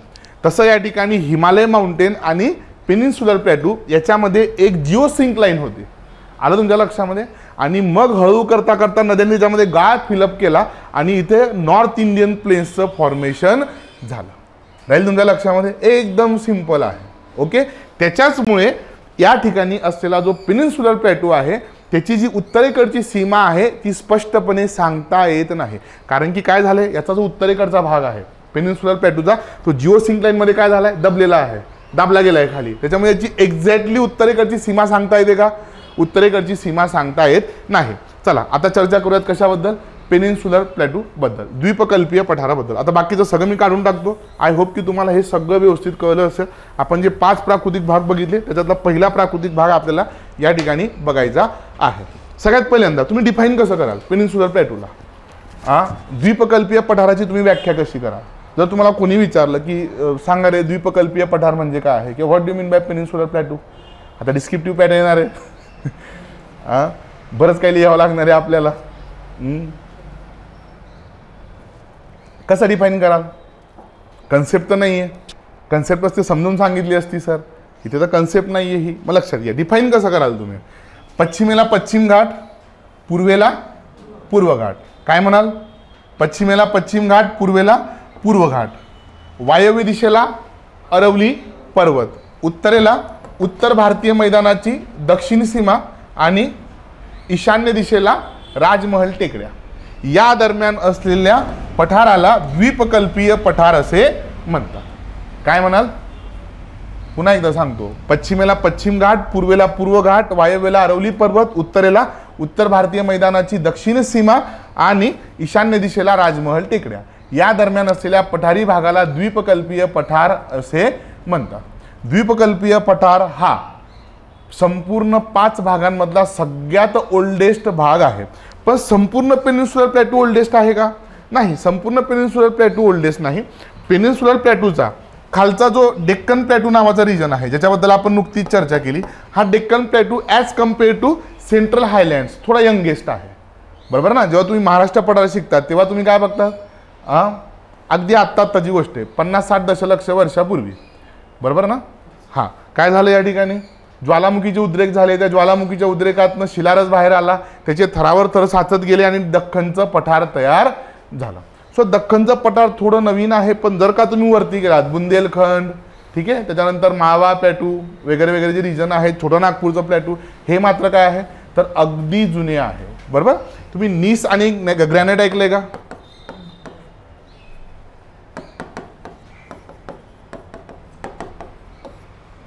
ग्रॅनाइट काय असतं? It's a kind of rock. बरोबर ना? ग्रॅनाइट काय आहे? एक खडक आहे, एक प्रकारचा रॉक आहे. ग्रॅनाइट कधी फॉर्म होतात माहिती तुम्हाला? जेव्हा मोल्टन मॅग्मा हळूवरती येत असतो. जसं जसं तुम्ही सरफेसपासून आत जाल तसं काय होत जातं? टेम्परेचर वाढत जातं. एका लिमिटनंतर टेम्परेचर एवढं वाढतं की भूपृष्ठांतर्गत असलेले जे खडक आहे ते वितळतात. वितळल्यानंतर जो शिलारस तयार होतो तो हळूहळू काय येतो? वरती येतो. आता इथे पुन्हा 2 गोष्टी घडू शकतात. There are 2 possibilities. एक तर हा मोल्टन मॅग्मा पूर्णपणे जमिनीच्या वरती आला, त्याला आपण ज्वालामुखी म्हणू, किंवा तो अगदी जमिनीच्या जवळ येता येता खालीच जमिनीच्या काय होऊन जातो? सॉलिडिफाय होऊन जातो. सो जेव्हा मोल्टन मॅग्मा हा काय होतो? जमिनीच्या खालीच सॉलिडिफाय होऊन जातो, तेव्हा त्याच्यापासून जे इग्नियस रॉक्स तयार होतात त्यांना आपण काय म्हणतो? ग्रॅनाइट असं म्हणतो. काय म्हणतो? ग्रॅनाइट. मग इथं जेव्हा आपण बघू सेंट्रल हायलँड, तो सेंट्रल हायलँड्समधला बहुतांश भाग कशापासून तयार झाला आहे? हा ग्रॅनाइट आणि नीस पासून तयार झालेला आहे. नीस आणि याच्यासोबत अजून एक रॉकचा टाईप येतो ज्याचं नाव आहे शिस्ट. ऐकलंय तुम्ही? नीस आणि शिस्ट हे पृथ्वीवरचे सगळ्यात प्राचीन खडक आहे. म्हणजे जेव्हा पृथ्वी अगदी नवीन नवीन तयार झाली होती तेव्हा जे पहिल्यांदा इग्नियस अग्निजन्य रॉक तयार झाले, ठीक आहे, त्याच्यामध्ये हे दोघं होते, नीस आणि शिस्ट. त्यांचाच एक प्रकार आहे ग्रॅनाइट. सो सेंट्रल हायलँड्स प्रामुख्याने कशापासून बनलेत? मग नीस, शिस्ट आणि ग्रॅनाइट पासून. मग त्याच्यावरून तुम्ही कल्पना करू शकतात की हा भाग किती जुना असेल. बरोबर का नाही? व्हेअरॅज जर का तुम्ही इथे त्याच्या दक्षिणेकडच्या भागामध्ये आलात तर या ठिकाणचं जे डेक्कन प्लॅटू आहे हे कशापासून बनलंय? हे बेसाल्ट पासून बनले. आता बेसाल्ट पण इग्नियस रॉक आहे. शिलारस थंड होऊन जोही खडक तयार होईल त्याला म्हणायचं अग्निजन्य खडक. फक्त त्याचं कंपोजिशन वेगवेगळं असतं. जसं की ग्रॅनाइटमध्ये काय असतं? ग्रॅनाइट पण अग्निजन्य खडक आहे. बेसाल्ट पण. तुम्ही कधी गड किल्ल्यांना भेट दिली का? सिंहगड गड किल्ल्यांचं बांधकाम ज्या काळ्या दगडाने केलंय तो कुठला आहे? तो बेसाल्ट आहे. कशापासून तयार झालाय? म्हणजे लाखो वर्षापूर्वी ज्या दगडावरती बसून तुम्ही फोटो काढतायत तो दगड काय होता? तप्त शिलारस होता, जो नुकताच थंड झालेला आहे.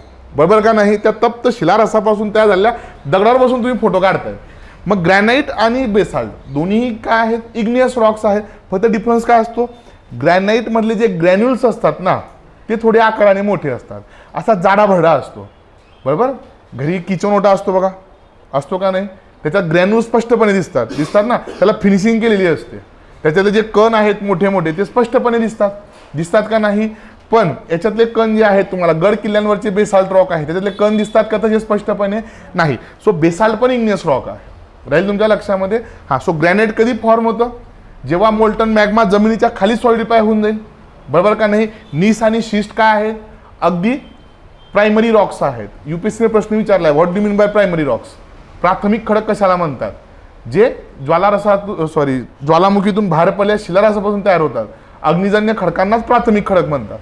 आलं तुमच्या लक्षात? हे चारही प्राथमिक खडक आहे, फक्त कंपोजिशन वेगवेगळं आहे.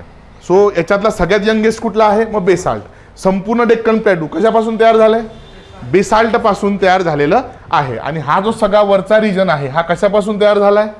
ग्रॅनाइट, नीस आणि शिस्ट पासून तयार झालेला आहे. पण ओव्हरऑल जेव्हा आपण बोलतो, काय बोलतो? Peninsular plateau is the oldest composition. ठीक आहे, सगळ्यांमधलं सगळ्यात जुनं कंपोजिशन कुठलं आहे? मग पेनिन्सुलर प्लॅटू आहे. हा असा रिजन आहे पेनिन्सुलर प्लॅटू, तो कधीच पूर्णपणे समुद्राच्या खाली नव्हता. काय नव्हता? कधीच पूर्णपणे समुद्राच्या खाली नव्हता. Is that clear? चला, एक तुम्हाला महत्वाची गोष्ट सांगतो. पेनिन्सुलर प्लॅटू मिनरल्ससाठी महत्वाचं आहे बघा, इथे असणाऱ्या खनिज संपत्तीसाठी. बरोबर? सँडविच खाल्लंय तुम्ही? जे सकाळी सकाळी पोहे खाऊन आले असतील, थांबा, असं नाही, मी माझ्या पद्धतीने माझं सँडविच काढतो. लक्ष द्या. सगळ्यात पहिले आपण काय ठेवतो रे? ब्रेड ठेवतो ना. सँडविच बनवलंय का सँडविच? आम्ही तर नाही बनवलं इतक्यात, म्हणून तुम्हाला तुम्ही बनवलं का? बरं, पहिले तुम्ही काय करता? एक ब्रेड घेतात, ब्रेडवरती काय करतात? थोडी चटणी बिटणी लावाल, ग्रीन चटणी, सॉस बीस. त्याच्यानंतर काय ठेवाल? त्याच्यावरती कांदे ठेवाल, त्याच्यानंतर टमाटे ठेवाल, त्याच्यानंतर एक चीजची स्लाइस ठेवाल, बरोबर का नाही? पुन्हा त्याच्यावरती काहीतरी अजून स्टफिंग कराल, पत्ताकोबी काय असेल तुमचं, आणि पुन्हा काय कराल? याच्यावरती एक ब्रेड ठेवाल, बरोबर का नाही? झालं तुमचं सँडविच तयार. बरं, हे दिसताना खूप छान दिसतंय, पण जेव्हा तुम्ही ते खायला घेतात तेव्हा काय होतं रे? किंवा बर्गर तुम्ही बघा, जेव्हा तुम्ही ते बर्गर खायला घेतात, तुम्ही जसे त्या पहिला बाईट घेतात, कुठं काकडी बाहेर येते, कुठे टमाटा बाहेर येतोय, है ना, कुठं सॉस बाहेर येतोय. बर्गर छान आहे, पण खाणं एकदम काय आहे? अवघड आहे. सो रॉक स्ट्रॅटा हा सेम बर्गर किंवा सँडविच सारखा असतो. कोणासारखा असतो? बर्गर किंवा सँडविच सारखा असतो. व्यवस्थित लक्ष देऊन ऐका, हा गमतीचा भाग झाला, व्यवस्थित लक्ष द्या. पृथ्वीवरती सगळ्यात पहिले जे रॉक्स तयार झाले त्यांना आपण काय म्हणतो? आर्कियन खडक म्हणतो. काय खडक म्हणतो? आर्कियन. बरोबर? सगळ्यात पहिले रॉक्स आहेत पृथ्वीवरचे. जेव्हा पृथ्वी हळूहळू थंडच होत होती तेव्हा सगळ्यात पहिले काय तयार झाले? आर्कियन रॉक्स तयार झाले. आर्कियन रॉक्सवरती बरोबर कालांतराने काय झालं? रूपांतरणाची आणि जलजन्य प्रक्रिया झाल्या. म्हणजे काय?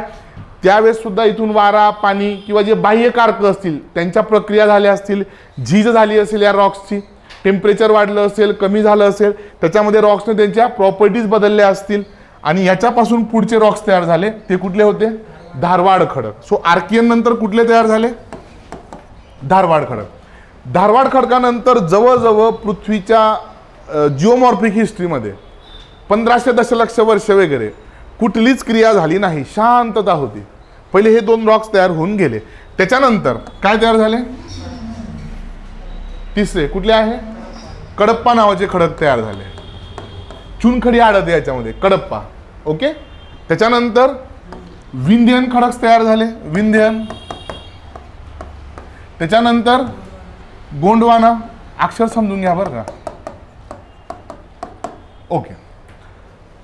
हे ते सँडविच आहे ज्या सँडविच बद्दल मी चर्चा करत होतो, है ना. जिओमॉर्फोलॉजीतलं सँडविच आहे. सगळ्यात पहिले आर्कियन, नंतर धारवाड, नंतर कडप्पा, नंतर विंध्यन, त्याच्यानंतर गोंडवाना, आणि सगळ्यात शेवटी ठीक आहे परमेश्वराने याच्यावरती जे सॉस टाकले ते म्हणजे तुमचं बेसाल्ट आहे. आलं तुमच्या लक्षात? काय आहे? बेसाल्ट आहे. ओके. सँडविच रेडी आहे. पण पृथ्वीचं भूकवच स्टेबल आहे का रे? ते स्टेबल नाही आहे. कंटिन्युअसली मुवमेंट आहेत, हॉरिझॉन्टल मुवमेंट आहे, व्हर्टिकल मुवमेंट आहे, क्षितिज समांतर हालचाली आहेत, उभ्या हालचाली आहेत. त्याच्यामध्ये काय झालं? सँडविच झालं ब्रेक. आणि जसंही सँडविच ब्रेक झालं, काही ठिकाणी काय झालं रे? बटाटेवरती आले, दॅट इज धारवाड रॉक्स, बरोबर का नाही? काही ठिकाणी कांदेवरती आले, दॅट इज कडप्पा रॉक्स. आणि प्रत्येक रॉक हा स्पेसिफिक मिनरल्सशी असोसिएटेड आहे. फॉर एक्झाम्पल इथे जे आर्कियन खडक असतात, आर्कियन खडकांमध्ये काय सापडतं, सगळे हेवी मिनरल सापडतात, लाईक आयर्न ओर, बॉक्साईट, त्याच्यानंतर मॅग्नीज, जेवढेही जड मिनरल्स आहे हे सगळे कुठे सापडतात, आर्कियन खडकांमध्ये. मग लक्षात घ्या, संपूर्ण द्वीपकल्पीय पठार पण एक सँडविच आहे, बरोबर का नाही. जिथं जिथं आर्कियन खडक वरती आले तिथं तिथं तुम्हाला काय सापडतंय, लोह खनिज सापडतंय, बॉक्साईट सापडतं आहे का नाही. बरं, धारवाड खडक जे असतात ना, धारवाड खडक हे अत्यंत महत्वाचे आहे. याच्यामध्ये प्रिशियस मिनरल्स पण आहे, heavy minerals plus precious minerals. म्हणजे याच्यामध्ये गोल्ड आहे, याच्यामध्ये डायमंड आहेत, याच्यामध्ये सगळं आहे, सगळं असं काय नाहीये जे धारवाडमध्ये सापडत नाही. सगळं डायमंड्स, गोल्ड, सिल्वर सगळं याच्यामध्ये तुम्हाला सापडतं. मग जिथं जिथं धारवाड रॉक्स वरती आलेत महाराष्ट्रामध्ये, भारतामध्ये, तिथं तिथं कोणाच्या खाणी आहेत, गोल्डच्या माइन्स आहेत, डायमंड माइन्स आहेत. आलं तुमच्या लक्षामध्ये. हैदराबादला काय सापडतंय, हिऱ्यांची खाण आहे ना गोळकोंड्याला, तिथं कुठले रॉक्स वरती आलेत, धारवाड. कर्नाटकमध्ये पण काय आहे, धारवाड रॉक्स, बेसिकली तिथूनच नाव पडले कर्नाटकातल्या धारवाडवरनं. कडप्पामध्ये काय सापडतंय, लाईमस्टोन, चुनखडी. जिथं जिथं काय आलेत कडप्पा खडक वरती आले तिथं तिथं काय सापडते, चुनखडी सापडते आहेत. विंध्यन रॉक्समध्ये पण काय आहे, चुनखडी आणि हिरे सापडतात, अत्यंत महत्वाचे आहेत विंध्यन रॉक्स. पण महाराष्ट्रामध्ये नाही, भारतामध्ये सगळ्या ठिकाणी आहे. मध्य प्रदेशमध्ये सगळ्यात जास्त आहे. मध्य प्रदेशामध्ये जर का तुम्ही नॉर्थ ईस्टला बघितलं तर पन्ना नावाचं ठिकाण आहे जिथं डायमंड माइन्स आहेत. भारतात 2 ठिकाणी डायमंड माइन्स आहेत, एक गोळकोंड्याला आहे आणि एक कुठे, पन्न्याला आहे. कुठे, मध्य प्रदेशामध्ये, रेवा, पन्ना असे 2 जिल्हे आहेत बघा. मग तिथे डायमंड काय सापडतात, विंध्य माउंटेन्स आणि तिथे असणारा विंध्यन रॉक्स आहे. राहील तुमच्या लक्षामध्ये. त्याच्यावरती गेले की गोंडवाना, हा अगदी यंगेस्ट रॉक आहे. इथं काय आहे, फक्त आणि फक्त दगडी कोळसा, बाकी काय सापडत नाही इथे, दगडी कोळसा. सो जिथं जिथं गोंडवाना रॉक्स आहेत, संपूर्ण याचा सेंट्रल हायलँडचा पट्टा, छोटा नागपूर, बुंदेलखंड, बागेलखंड, सगळीकडे काय आहे, दगडी कोळसा आहे. आलं लक्षामध्ये. आणि त्याच्यावरती सगळ्यात काय झालं, ज्वालामुखीचा उद्रेक होऊन थरावर थर साचून तयार झालाय बेसाल्ट खडक. Is that clear. हे सँडविच तुम्ही या ठिकाणी समजून घेतलं पाहिजे. ओके. मग हे जे संपूर्ण पेनिन्सुलर प्लॅटो आहे त्याच्या कंपोजिशन बद्दल चर्चा केली, तिथल्या रॉक स्टॅटाबद्दल चर्चा केली, आणि इथे आढळणारे जे मिनरल्स आहे मग ते तुम्ही काय करू शकता, याच्यासोबत कनेक्ट करू शकता. सो घरी गेल्यानंतर जेव्हा तुम्ही मिनरल चॅप्टर वाचाल, खनिज संपत्ती चॅप्टर वाचाल, तेव्हा तुमच्या हे सगळं लक्षात येईल. राहील लक्षामध्ये. क्लिअर आहे. ओके. चला, आता हे जे द्वीपकल्पीय पठार आहे ना, या द्वीपकल्पीय पठाराचे SP चॅटर्जी, आता खरं चॅप्टर सुरू झालं तुमचं. कोण आहे, SP चॅटर्जी. यांनी 8 भाग केलेत. किती भाग केले, 8 भाग. SP Chatterjee divided peninsular plateau in 8 sub regions. 8 उपविभागांमध्ये द्वीपकल्पीय पठाराचे वर्गीकरण SP चॅटर्जी यांनी केले. SP Chatterjee was a geomorphologist, भूवैज्ञानिक होते. ठीक आहे, SP चॅटर्जी. मग हे 8 भाग कुठले आहेत, पेन ठेवून द्या, फक्त स्क्रीनकडे बघायचं, 2 मिनिटं ठेवून द्या, पेन मिनिट खाली ठेवून द्या. हे कळलं पाहिजे. भारताचे 5 प्राकृतिक भाग पडतात, त्याच्यातला पहिला प्राकृतिक भाग शिकतोय आपण, कुठला, द्वीपकल्पीय पठार. पुन्हा द्वीपकल्पीय पठाराचे SP चॅटर्जींनी किती भाग केले, 8 भाग केले.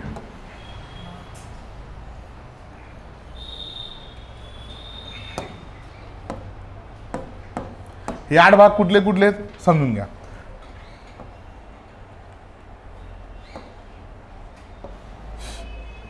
सगळ्यात पहिले हा जो वरचा रिजन, याला आपण काय म्हटलं होतं, सेंट्रल हायलँड्स म्हटलं होतं. याचे 2 भाग केलेत SP चॅटर्जींनी. ठीक आहे. हा जो वरचा रिजन आहे याला म्हटले नॉर्थ सेंट्रल हायलँड्स, उत्तर मध्य उच्चभूमी. मराठीत लिहितो, उत्तर मध्य उच्च भूमी. त्याच्यानंतर हा जो खालचा भाग आहे याला काय म्हटले, दक्षिण मध्य उच्चभूमी. North central highlands, south central highlands. दोघांच्याही पूर्वेला हा जो रिजन आहे याला काय म्हटलंय, छोटा नागपूरचा पठार. छोटा नागपूरचे पठार. ओके. 3 भाग. त्याच्यानंतर खाली आले, याला म्हटले उत्तर दख्खन, याला म्हटले दक्षिण दख्खन. उत्तर दख्खन, दक्षिण दख्खन. किती भाग झाले? 5 भाग झाले. 6वा भाग पश्चिम घाट,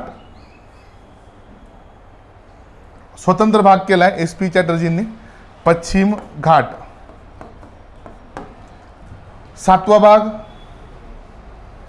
पूर्व घाट. आणि 8वा भाग कुठला आहे? अकॉर्डिंग टू SP चॅटर्जी इथे मेघालयमध्ये मेघालय पठार आहे. हे कोणाचा भाग आहे? पेनिन्सुलर प्लॅटूचाच एक भाग आहे. पण ही जी जिओ सिंक लाईन आहे ना, या जिओ सिंक लाईनमुळे काय झालं? या ठिकाणी जे मेघालय प्लॅटू आहे हे कोणापासून वेगळं झालं? पेनिन्सुलर प्लॅटू पासून वेगळं झालं. आणि ते म्हणतात की इथं एक फॉल्ट आहे, दॅट इज अपभ्रंश इन मराठी. त्याचं नाव आहे मालडा फॉल्ट. काय आहे? मालडा फॉल्ट. मालडा एक जिल्हा आहे पश्चिम बंगालमधला, त्याच्यावरनं हे नाव पडलेलं आहे. ठीक आहे. फॉल्ट म्हणजे काय? खाली खचलेला भाग आहे. ठीक आहे. या फॉल्टमुळे काय झालं? तर मेघालय पठार पेनिन्सुलर प्लॅटू पासून वेगळं झालं. सो मालडा फॉल्ट लक्षात ठेवा. असे बरेच फॉल्ट शिकायचे आहेत आपल्याला. ठीक आहे. हा एक लक्षात ठेवा. मग 8वा भाग कुठला आहे या ठिकाणी? मेघालय पठार. मेघालय पठार. Is that clear? काय अडचणीत पर्यंत? 8 भाग व्यवस्थित समजून घ्या. हा प्रत्येक भाग आता सविस्तर शिकायचा आहे आपल्याला. नॉर्थ सेंट्रल हायलँड्समध्ये आपल्याला अरवली बघायचं आहे, बरोबर का नाही? मध्य भारत पठार बघायचं आहे, बऱ्याच गोष्टी बघायच्या आहेत आपल्याला. ओके. हां, हे फक्त तुमच्या नकाशामध्ये एकदा बघा. तुमचा जो नकाशा आहे ना, तिथं असं स्पष्ट दिलेलं नाही आहे उत्तर मध्य उच्चभूमी, दक्षिण मध्य उच्चभूमी. फक्त तो रिजन एकदा बघा. तिथून कुठल्या कुठल्या रिव्हर्स वाहत आहेत बघा. तुम्हाला चंबळ अगदी पश्चिमेपासून सुरुवात करा, अरवली पर्वतापासून पूर्वेकडे. अरवली पर्वतापासून जो नॉर्थ वेस्टला आहे बघा, इकडे लक्ष द्या. इथून सुरुवात करा नॉर्थ वेस्टपासून. अरवली, माळवा, त्याच्यानंतर चंबळ, सिंध, बेटवा, केन अशा नद्या सापडतील. पुढे गेलात तर बुंदेलखंड सापडेल. ठीक आहे. आता अजून पुढे गेलात तर बागेलखंड सापडेल. अजून पुढे गेलात तर छोटा नागपूरचा मॅप नाही आणला का? ॲटलास कोणाकडे आहे का रे? एका बेंचवर 2 आहेत का? तुझा रे ओम ॲटलास? तुमच्या इथे 2. तुमच्याकडे आहे का? कोणाकडे ॲटलास? तू रे जय ॲटलास नाही आणला? हा ठीक आहे. मिळालं त्याला, मिळालं. अजून कोणाकडे नाही का ॲटलास? तुमच्याकडे आहे शेवटी? नसेल तर मदत करा एकमेकाला.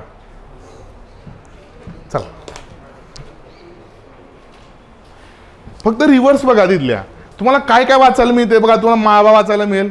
माळवा है ना. तुम्हाला काही नद्या सापडतील, चंबळ, सिंध, बेटवा, केन है ना, बुंदेलखंड, बागेलखंड. तुम्हाला काही टेकड्या दिसतील बघा. अजून जर का तुम्ही विंध्य आणि याच्या पुढे गेलात, सातपुड्याच्या पुढे गेलात, तर तिथे तुम्हाला काही टेकड्या दिसतील. कैमूर टेकड्या सापडतील. तुम्हाला मैकल टेकड्या सापडतील. रेंजेस आहेत basically. Maikal range, Kaimur range है ना. ऑब्झर्व करा जरा 2-3 मिनिटं ते व्यवस्थित बघा.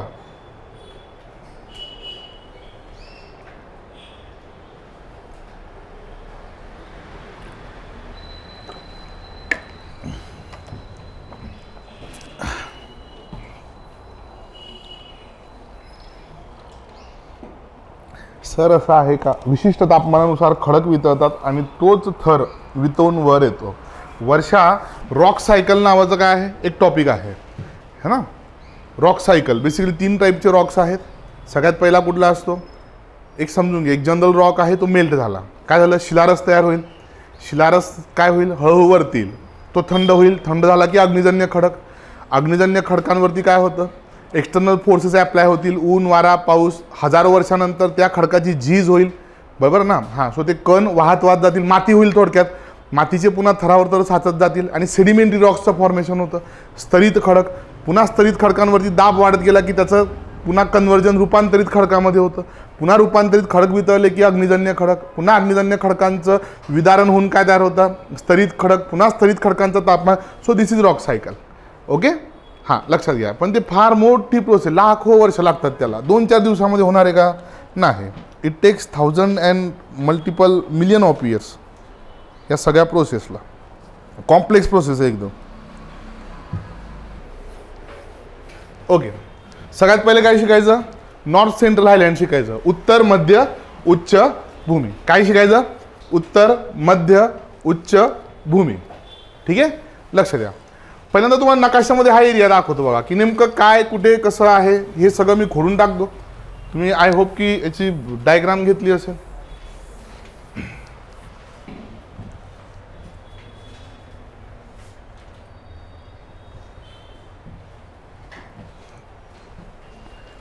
नॉर्थ सेंट्रल हायलँड्समध्ये आपल्याला 4 कंपोनंट शिकायचे, 4 भाग शिकायचे. कुठले कुठले 4 भाग शिकायचे लक्ष द्या. इथे सगळ्यात पहिले अरवली पर्वत आहे. सगळ्यात पहिले अरवली पर्वत शिकायचा. अरवली पर्वताच्या पूर्वेकडे जो थोडा नॅरो पॅच आहे त्याला म्हणतात राजस्थानचा उंचवट्याचा प्रदेश, हायलँड्स ऑफ राजस्थान म्हणतात. काय म्हणतात? हायलँड्स ऑफ राजस्थान. त्याच्या थोडं पूर्वेकडे गेलात की याच्यानंतर इथे आहे तुमचं मध्य भारत पठार, सेंट्रल भारत प्लॅटू, छोटासा रिजन आहे. आणि त्याच्यानंतर इथून एक नदी वाहते बघा, सिंध नावाची नदी, बरोबर. तिथून पुढे मग आहे बुंदेलखंड पठार. काय आहे? बुंदेलखंड पठार. सो हा सगळा रिजन आपल्याला सगळ्यात पहिल्यांदा शिकायचा आहे. एवढं ज्याला आपण काय म्हटलंय? नॉर्थ इंडियन हायलँड्स असं म्हटलेलं आहे. सो नॉर्थ सेंट्रल हायलँड्स म्हटलं आहे. उत्तर मध्य उच्चभूमी. काय काय शिकणार आहोत याच्यामध्ये? उत्तर मध्य उच्चभूमीमध्ये अरवली, राजस्थानचा उंचवट्याचा प्रदेश, मध्य भारत पठार आणि बुंदेलखंडचे पठार. क्लिअर आहे? चला सगळं बंद करून टाका आता. सगळं बंद करा. पुढचे 5 मिनिटं फक्त आणि फक्त स्क्रीनकडे बघायचं. कुठे बघायचं? स्क्रीनकडे बघायचं, कुठेच नाही. सगळ्यात पहिले आपण अरवली पर्वत बघू. कुठून तो कुठपर्यंत आहे, काय आहे, कसा आहे, फॉर्मेशन कसं झालं, अवशिष्ट पर्वत काय असतात, ज्याला इंग्लिशमध्ये रेसिड्युअल माउंटेन्स म्हणतात, वगैरे वगैरे. ठीक आहे. मिनरल्स कुठले कुठले सापडतात, सगळं बघायचं. ठीक आहे. बघा व्यवस्थित लक्ष द्या. भारताचा राजकीय नकाशा दिसतोय. ओके. अरवली पर्वत कुठून कुठपर्यंत आहे? गुजरात, राजस्थान, हरियाणा आणि थेट दिल्लीपर्यंत जातो. ओके. तर मी गुजरात म्हटल्यावरती तुमच्या थोड्या भुया उंचावल्या असेल. गुजरातमध्ये कुठे जायला अरवली पर्वत.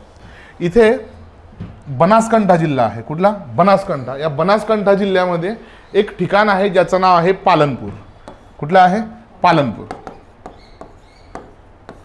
या पालनपूर पासून अरवली माउंटेन्स सुरू होतात तर थेट कुठपर्यंत जातात रे? दिल्लीपर्यंत जातात. राष्ट्रपतींचं, सन्माननीय राष्ट्रपतींचं घर असलेलं रायसीना हिल्स हे काय आहे? अरवली पर्वताचाच भाग आहे. हे एकदम उत्तरेकडे आहे.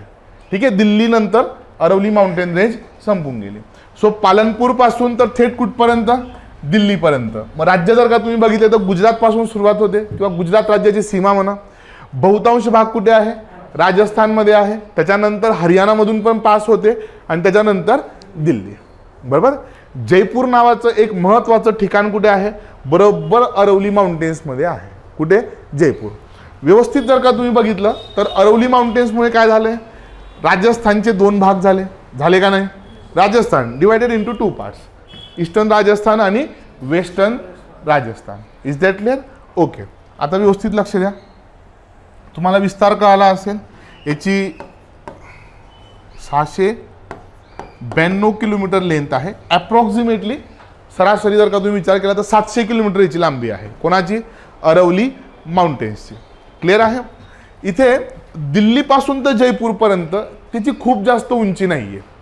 ठीक आहे. काय आहे? एकदम कमी उंची आहे. मोठ्या प्रमाणात त्याचं इरोजन झालेलं आहे. जसंही तुम्ही जयपूरपासून खाली येतात हळूहळू अरवलीची हाईट वाढायला सुरुवात होते.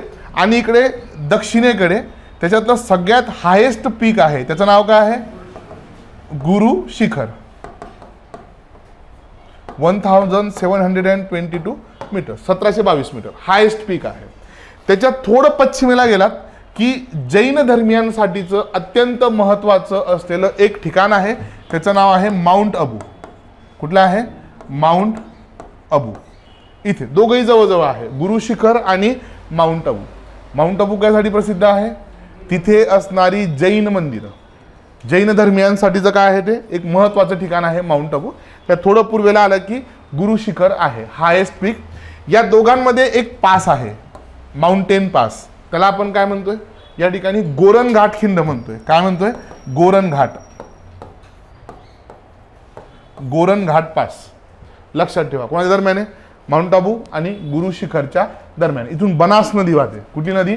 बनास. पुढे जाऊन चंबळला मिळते, एक महत्त्वाची नदी आहे, चंबळची उपनदी. बनास रिव्हर तिथून वाहते आणि तिथं गोरन घाट नावाची एक खिंड आहे. इथपर्यंत आय होप की तुम्हाला अरवली अगदी व्यवस्थित कळला असेल. आता अरवलीचा जो पश्चिमेकडचा भाग आहे ना, याला काय म्हटलं जातं? याला म्हटलं जातं मारवाड. काय म्हटलं जातं? मारवाड. लक्षात घ्या. Okay. Marwar is not a plateau, Marwar is a plain. हा काय आहे? सगळा मैदानी प्रदेश आहे. आता राजस्थान म्हटलं की डोळ्यासमोर काय येतं? दूर दूरपर्यंत पसरलेले वाळूच्या टेकड्या. हम दिल दे चुके सनमचा सलमान खान वाळवंटात लोळत लोळत लोळत चाललाय. पण सगळं राजस्थान वाळवंट आहे का? सगळं वाळवंट राजस्थान नाहीये. अरवली पर्वताच्या पश्चिमेकडचा भाग, ज्याला आपण मारवाड म्हणतोय, जो की मैदानी प्रदेश आहे, त्याच्या पण मारवाडच्या पश्चिमेकडे इथं काय तुमचं डेझर्ट आहे, ज्याला आपण मरुस्थली असं म्हणतो. जो ऍक्च्युअल डेझर्ट एरिया आहे तो आहे तुमचा मरुस्थली. आलं तुमच्या लक्षामध्ये. पण हा संपूर्ण मारवाड रिजन काय आहे? It's a semi arid region, अर्धशुष्क. इथे पाऊस खूप कमी पडतो. भारतातला सगळ्यात मिनिमम और लोवेस्ट रेनफॉल कुठे आहे? जैसलमेरमध्ये आहे. इथे जैसलमेर आहे, सगळ्यात पश्चिमेकडचा जिल्हा राजस्थानमधला. जैसलमेरमध्ये भारतातला सगळ्यात कमी पाऊस पडतो, जवळजवळ हार्डली 12 सेंटीमीटर. किती? Hardly 12 centimetre. तेवढा तर पुण्यात असा सहज पडतो 2-4 तासामध्ये, नाही का? तेवढा इथे वर्षभरातून पडतोय 12 सेंटीमीटर. लक्षात ठेवा, लोवेस्ट रेनफॉलचं ठिकाण राजस्थानमध्ये वेस्टर्न रिजनमध्ये जैसलमेर आहे. क्लिअर आहे इथपर्यंत? ओके. सो अरवलीच्या थोडं पूर्वेकडे आलात की इथे तुम्हाला हा जो फुटहिल्सवरचा रिजन दिसतोय ना, इथे 4-5 जिल्हे आहेत. सो या रिजनला म्हणतात मेवाड. काय म्हणतात? Mewar. So Mewar is a plateau. Mewar काय आहे? पठार आहे. मारवाड काय आहे? प्लेन आहे. हा दोघांमधला फरक समजून घ्या. इथे सगळ्यात महत्त्वाचं ठिकाण आहे ते म्हणजे चित्तोडगड. बरोबर का नाही? महाराणा प्रताप तुम्हाला सगळ्यांना माहीत आहे. हां, सो महाराणा प्रताप त्यांचं किल्ला चित्तोडगड आणि त्याच्या आजूबाजूचे जे 4-5 जिल्हे आहे, प्रतापगड वगैरे आहे, या 4-5 जिल्ह्यांच्या रिजनला काय म्हटलं जातं? मेवाड असं म्हटलं जातं. आणि पश्चिमेकडच्या भागाला काय म्हटलं जातं? मारवाड असं म्हटलं जातं. सो हा जो ईस्टर्न पार्ट आहे ना, इथं पाऊस बीस भरपूर पडतो. इथं शेतीबीती केली जाते. इथं दूर दूरपर्यंत तुम्हाला जंगलं सापडतील. इथे तुम्ही रणथंबोर टायगर रिझर्व वगैरे ऐकलं असेल, किंवा सरिस्का टायगर रिझर्व आहे. हे सगळे टायगर रिझर्व वगैरे कुठे आहे? हे ईस्टर्न पार्टमध्ये आहे. वेस्टर्न पार्टमध्ये काहीच नाही. फक्त काटेरी झुडपं आहे, दूर दूरपर्यंत पसरलेला शुष्क प्रदेश. अजून पश्चिमेकडे गेलात तर वाळवंट आहे. आलं तुमच्या लक्षामध्ये. इथं एकच नॅशनल पार्क आहे, त्याचं नाव आहे डेझर्ट नॅशनल पार्क. आता मी जॉग्राफीमध्ये बऱ्याच वेळेला एन्व्हायरमेंटबद्दल पण बोलणार आहे, ठीक आहे. जिथे तर मला वाटलं की इथं नॅशनल पार्क वगैरे तुम्हाला सांगितले पाहिजे तिथे सापडेल. सो इथे जैसलमेरमध्ये एकमेव आहे डेझर्ट नॅशनल पार्क. ते डेझर्ट नॅशनल पार्क जर का सोडलं तर इथे दुसरं काहीही नाही. बरोबर. इथे काही भारतातले प्रमुख काय आहे? फॉसिल पार्क मात्र आहे. त्याच्याबद्दल मी जेव्हा तुम्हाला डेझर्ट शिकवेल तेव्हा सांगणार आहे. सो सांगायचा मुद्दा एवढा आहे की या ठिकाणी अरवलीमुळे राजस्थानचे 2 भाग झाले. आलं तुमच्या लक्षामध्ये. पश्चिमेकडचा भाग मारवाड आहे, सेमेरी रिजन आहे. डेझर्ट शिकवेल तेव्हा एकदम डिटेलमध्ये सांगेल. आता फक्त तुम्ही एवढं लक्षात ठेवा. बरोबर. उत्तरेला उंची कमी आहे, दक्षिणेला उंची वाढत जाते. 2 महत्त्वाचे ठिकाणं, गुरु शिखर आहे, माउंट अबू आहे. दोघांमध्ये गोरनघाट पास आहे. लांबी 692 किलोमीटर आहे. प्रकार कुठला आहे याचा? अरवली पर्वताचा ओल्ड फोल्ड माउंटेन, जुना वली पर्वत. बरोबर का नाही? मी तुम्हाला 3 प्रकारचे पर्वत सांगितले. कुठले कुठले? एक होता ज्वालामुखी पर्वत, दुसरा होता वली पर्वत, तिसरा होता गट पर्वत. याच्या व्यतिरिक्त एक 4था प्रकार आहे. कुठला? अवशिष्ट पर्वत. कुठला? अवशिष्ट पर्वत. कोणाला म्हणतात अवशिष्ट पर्वत? असा कुठलाही पर्वत जो एकेकाळी खूप उंच होता, ज्याचा विस्तार खूप दूर दूरपर्यंत होता, पण त्याची खूप मोठ्या प्रमाणात झीज झाल्यामुळे, ठीक आहे, आता त्याचा फक्त थोडाच भाग शिल्लक राहिलेला आहे. जो खूप जास्त इरोड झालाय, ज्याचं खूप जास्त इरोजन झालंय आणि इरोजन झाल्यामुळे त्याचा थोडाच भाग शिल्लक आहे, अशा कुठल्याही पर्वताला काय म्हटलं जातं? अवशिष्ट पर्वत असं म्हटलं जातं. That is residual mountain. आलं तुमच्या लक्षामध्ये. सो अरवली पर्वत जेव्हा निर्माण झाला 2500 दशलक्ष वर्षापूर्वी, याचा विस्तार कुठपर्यंत होता?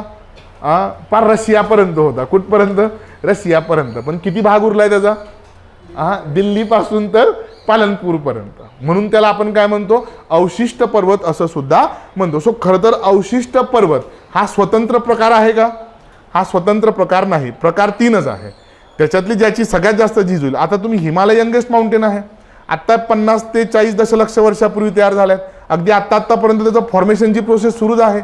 पण आजच्या काही दशलक्ष वर्षानंतर, म्हणजे किती, 500,000 दशलक्ष वर्षानंतर आज जेवढा हिमालय आहे तेवढा राहील का? नाही राहणार. मग तेव्हा त्याला काय म्हटलं जाईल? अवशिष्ट पर्वत. ते बघायला आपण राहू का? आपण ऑब्व्हियसली नसणार आहोत. आहे तुमच्या लक्षात? ओके. इथपर्यंत कोणाला काही अडचण आहे? अरवली माउंटेन्स. ओके. ॲटलास काढा, ओपन करा. हां, त्यात अरवली बघा.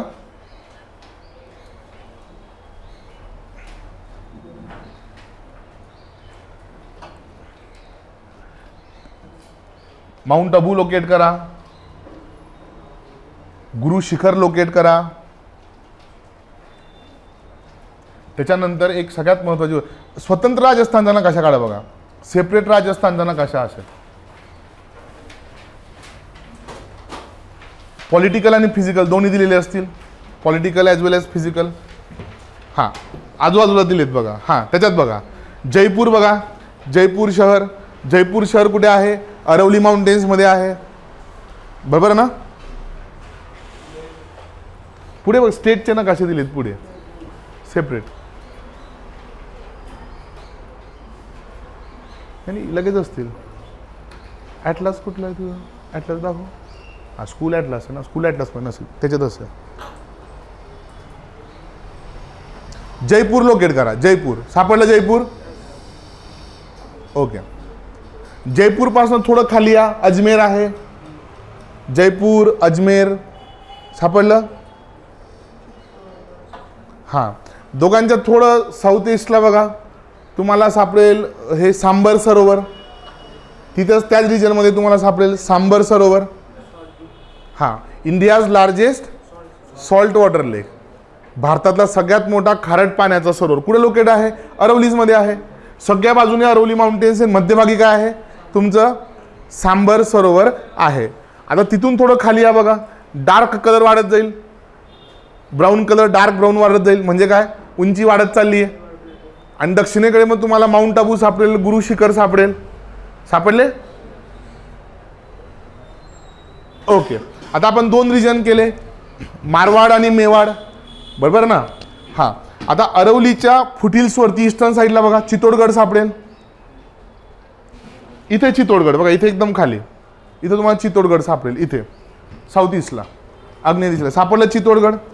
Chittorgarh lies in Mewar. इथं खाली फुटिल्सवरती साऊथ ईस्ट आग्नेय दिशेला खाली सापडलं चित्तोडगड, बरोबर ना.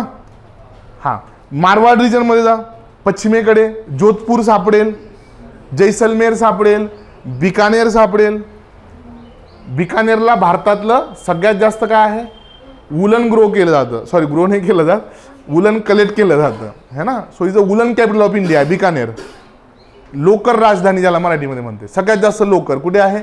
बिकानेरमध्ये आहे. जैसलमेर, बिकानेर, गंगापूर आहेत ना सगळे महत्वाचे जिल्हे. बारमेर आहे, व्हेरी गुड. उदयपूर बघा कुठे? मेवाड का मारवाड? मेवाडमध्ये आहे. समजे अभि? मेवाड आणि मारवाड असे दोन रिजन त्या ठिकाणी होतात राजस्थानचे. सिटीज लोकेट करा कुठल्या कुठल्या आहेत वगैरे वगैरे. चला पुढे जायचं. अरवली कळाला. आता इथे विषय एवढा आहे, आपण उत्तर मध्य उच्चभूमी शिकतोय आणि उत्तर मध्य उच्चभूमीमध्ये इकडे बघा स्क्रीनकडे, इकडे बघा, इकडे चला पटकन.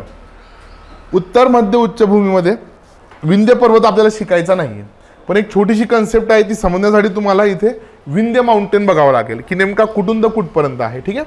इथं खाली चित्तोडगड आहे बघा राजस्थानमध्ये. कुठे? चित्तोड. इकडे बघा, इकडे बघा, बघा म्हणजे इकडेच बघा, खाली नका भाऊ, इकडे बघा, इकडे बघा रे चष्मेवाले, इकडे बघा. सो इथं चित्तोडगड आहे. मध्य प्रदेशमध्ये इथे धार नावाचा जिल्हा आहे. कुठला? धार. आणि त्या धारमध्ये एक ठिकाण आहे जोहत नावाचं. कुठलं? जोहत. सो धार जिल्ह्यातला जोहत आणि या ठिकाणी चित्तोडगड. इथपासून तर इथं बिहार दिसतंय तुम्हाला. नकाशा इकडे घेतो, आता दिसेल बघा. दिसलं? हे बिहार आहे. बिहारमध्ये इथं अगदी बॉर्डरवरती सासाराम नावाचं एक ठिकाण आहे. रोहतास नावाचा जिल्हा आहे. कुठला आहे? रोहतास.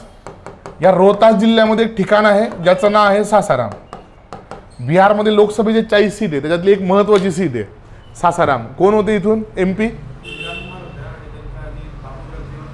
Very good. हे पॉल सायन्सवाले पोरांचा असं आहे. ऐकले? बाबू जगजीवनराम कोण होते? कोण होते? फक्त ऐकलंय. बाबू जगजीवनराम उपपंतप्रधान होऊन चुकले. माझं 1979 टू 1980 79-80s मध्ये लोकसभेचे विरोधी पक्षनेते पण होते. बाबू जगजीवनराम लक्षात ठेवा, भारताच्या राजकारणातलं खूप मोठं नाव आहे. ठीक आहे. आता त्यांची मुलगी का काहीतरी तिथून MP आहे. सो भारतातलं एक मेजर कॉन्स्टिट्युएन्सी MP याची लोकसभेची. सो इथे सासाराम आहे, इथे तुमचे दोन. इथून एक रेंज येते, इथून एक रेंज येते. या दोन्ही MP मध्ये धारच्या थोडं पुढे एकत्र येतात आणि थेट कुठपर्यंत, बिहारमधल्या सासारामपर्यंत. ही आहे तुमची विंध्य पर्वतरांग. कुठली आहे? विंध्य पर्वतरांग. लोकेशन लक्षात ठेवा, ज्याला लोकेशन कळलं त्याला जॉग्राफी कळलं. इथून वरती कोण होतं?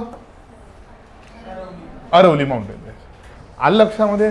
सगळा खेळ या दोघांच्या मध्येच आहे. ठीक आहे, बुंदेलखंड, बागेलखंड, माळवा सगळं सगळं सगळं इथंच आहे. ठीक आहे, चंबळ, बिहड काय असेल सगळं इथंच बघायचं आपल्याला. सो या दोघांचं लोकेशन समजून घ्या. ओके, आता या दोघांना या ठिकाणी एक अपभ्रंश वेगळा करतो. इथं पण दोघांच्या मध्ये एक फॉल्ट आहे. दोघांच्या मध्ये इथं पण फॉल्ट आहे आणि त्याचं नाव आहे ग्रेट बाउंड्री फॉल्ट. बृहत सीमा अपभ्रंश. काय म्हणायचं? बृहत सीमा अपभ्रंश मराठीमध्ये. इंग्रजीवाले ग्रेट बाउंड्री फॉल्ट. सो कोणाला सेपरेट करतो? अरवलीज आणि विंध्यन माउंटेन्सला सेपरेट करा. फॉल्ट म्हणजे काय रे? जमिनीला पडलेला मोठा तडा. आलं तुमच्या लक्षामध्ये? ऑनलाईनचे पुरं हां चलो गुड. इथपर्यंत मला काही अडचण आहे? नक्की? ओके. सो हे ग्रेट बाउंड्री फॉल्ट फक्त तुम्हाला समजून सांगायचं होतं म्हणून काय केलं, इथं विंध्य माउंटेन्स मी ड्रॉ केला. कुठून तर कुठपर्यंत एवढं समजून घ्या. सो इथून तर इथपर्यंत. आणि याचं जे सगळ्यात पूर्वेकडचं टोक आहे ना, इथे हळूहळू उंची कमी होत जाते. याला आपण काय म्हणतो? कैमूर रेंजेस म्हणतो. काय म्हणतो? कैमूर रेंजेस, कैमूर डोंगर रांगा. हळूहळू उंची कमी कमी कमी कमी होत जाते. बघा नकाशामध्ये, आता काढा नकाशा. आता मध्य प्रदेशचा नकाशा काढा प्राकृतिक, आणि त्याच्यामध्ये तुम्हाला अगदी ईस्टला बघा कैमूर रेंजेस सापडतील. So Kaimur ranges are nothing but the eastern most extension of Vindhyan mountains. Kaimur डोंगर रांगा दुसरं तिसरं काही नसून विंध्य पर्वताचं सगळ्यात पूर्वेकडचा विस्तार आहे. क्लिअर? सापडतं नकाशात कैमूर रेंजेस. तैमूर नाही, कैमूर आहे. ठीक आहे, तैमूर करायला नाही तर रोहित सरांनी सांगितलं होतं असं काहीतरी. तैमूर रेंजेस सापडल्या. कैमूर रेंजेस. ओके चलो व्हेरी गुड. सासारामपर्यंत जातात. जिल्हा रोहतास, जिल्हा लक्षात नाही ठेवला तरी चालेल. बिहारमध्ये सासाराम थोडं लक्षात ठेवा.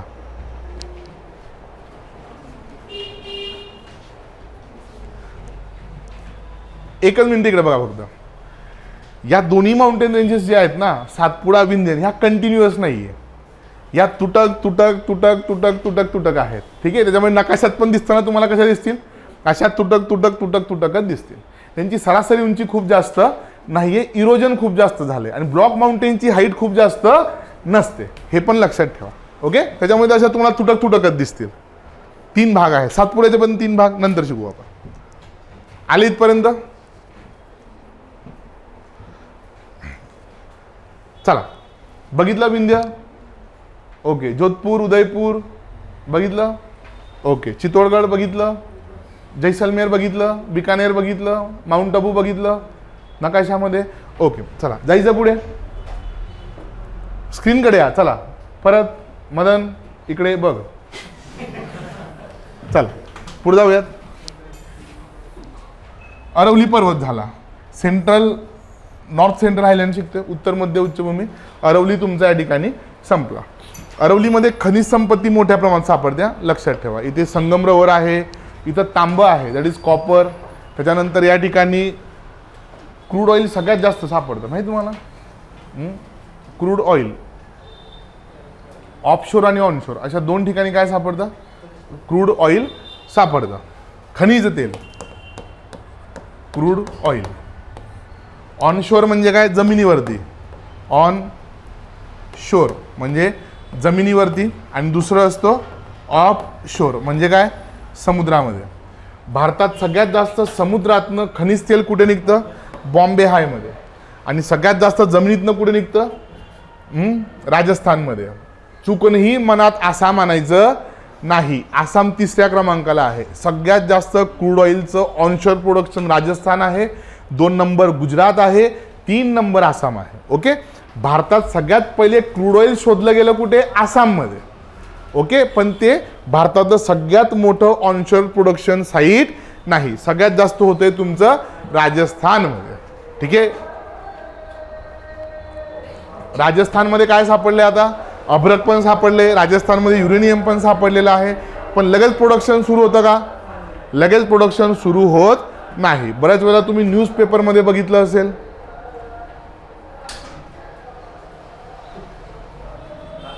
अब भारत को कनाडा की जरूरत नहीं, अब भारत दिखाएगा कनाडा को आग, लाईक दॅट, अशा काहीतरी न्यूज असतात. जिओलॉजिकल सर्वे ऑफ इंडिया नावाचं एक इन्स्टिट्यूट आहे भारतामध्ये, ऐकलंय तुम्ही सगळ्यांनी? Geological survey of India. Geological survey of India काय करतं? त्यांना हे जे सँडविच तुम्हाला थोड्या वेळापूर्वी सांगितलं ना, ते तोंडपाठ आहे. वेगवेगळे रॉक्सचं स्ट्रक्चर, भारतामध्ये जाऊन वेगवेगळ्या खडकांचा अभ्यास करतो आणि वेगवेगळ्या खडकांचा अभ्यास केल्यानंतर समजा एखाद्या ठिकाणी गेल्यानंतर त्यांना कळलं की ते धारवाड रॉक्स आहेत, तर मग ते काय करतात? अंदाज लावतात की धारवाड रॉक्स आहेत म्हटल्यावर तिथं काय असलं पाहिजे? मॅग्नीज असलं पाहिजे, आयर्न असलं पाहिजे, गोल्ड असलं पाहिजे, सिल्वर असलं पाहिजे, बरोबर? त्याच्यानंतर ते स्पेसिफिक एरियाचा सर्वे करतात, त्याच्यातनं काही रॉक्सचे सॅम्पल्स घेतले जातात, त्याच्यामध्ये जर का काही आढळलंच तर मग ते डिक्लेअर करतात की या ठिकाणी आम्हाला काय सापडलेलं आहे? युरेनियम सापडलं आहे. बेसिकली ते जे एक्सकेव्हेशन केलं जातं, ते जे उत्खनन केलं जातं, ते 4 टप्पे असतात. पहिल्या टप्प्यामध्ये फक्त सांगितलं जातं की इथे इथं सापडलेलं आहे. दुसऱ्या टप्प्यामध्ये अंदाज लावला जातो काय की त्याचा साठा किती असू शकतो. तिसऱ्या टप्प्यामध्ये काय असतं? ॲक्च्युअल एक्सकेव्हेशन करून काय केलं त्याची डेप्थ कळवली जाते की कन्फर्म केलं जातं की खरं तितके ते खोल आहे का. आणि मग चौथ्या टप्प्यामध्ये त्याचं ॲक्च्युअल काय सुरू होतं? उत्खनन सुरू होतं. So it's a very long process. पण आपल्या इथं काय असतं? जिओलॉजिकल सर्वे ऑफ इंडियाने थोडं सर्वे जरी केलं तरी पेपरला बातमी, बरोबर का नाही? जम्मू काश्मीरमध्ये लिथियमचे साठे सापडले, त्याच्यानंतर राजस्थानमध्ये युरेनियमचे साठे सापडले. पण ते तितकं सोपं आहे का? नाही. अजून पुढचे 3 टप्पे बाकी असतात. 14 टप्प्यामध्ये काय सुरू होतं? प्रोडक्शन सुरू होतं. सो असे खूप सारे मिनरल्स इथे सापडलेले आहे. पण प्रामुख्याने क्रूड ऑइल इथं लक्षात ठेवायचं, बरोबर? संगमरवर लक्षात ठेवायचं. कॉपर प्रोडक्शनमध्ये राजस्थान लिडिंग स्टेट आहे बघा, तांब्याच्या उत्पादनामध्ये. ठीक आहे, इथं मिका पण सापडते, अभ्रक ज्याला आपण म्हणतो, थोड्या प्रमाणामध्ये, जास्त नाही. मिका कॅपिटल ॲक्च्युली झारखंड आहे. कोडरमा तुम्हाला मी शिकवेल नंतर, पण इथे थोड्या प्रमाणात अभ्रक पण आहे. ठीक आहे, सगळ्यात जास्त सिमेंट प्रोडक्शन राजस्थानमध्ये होतं.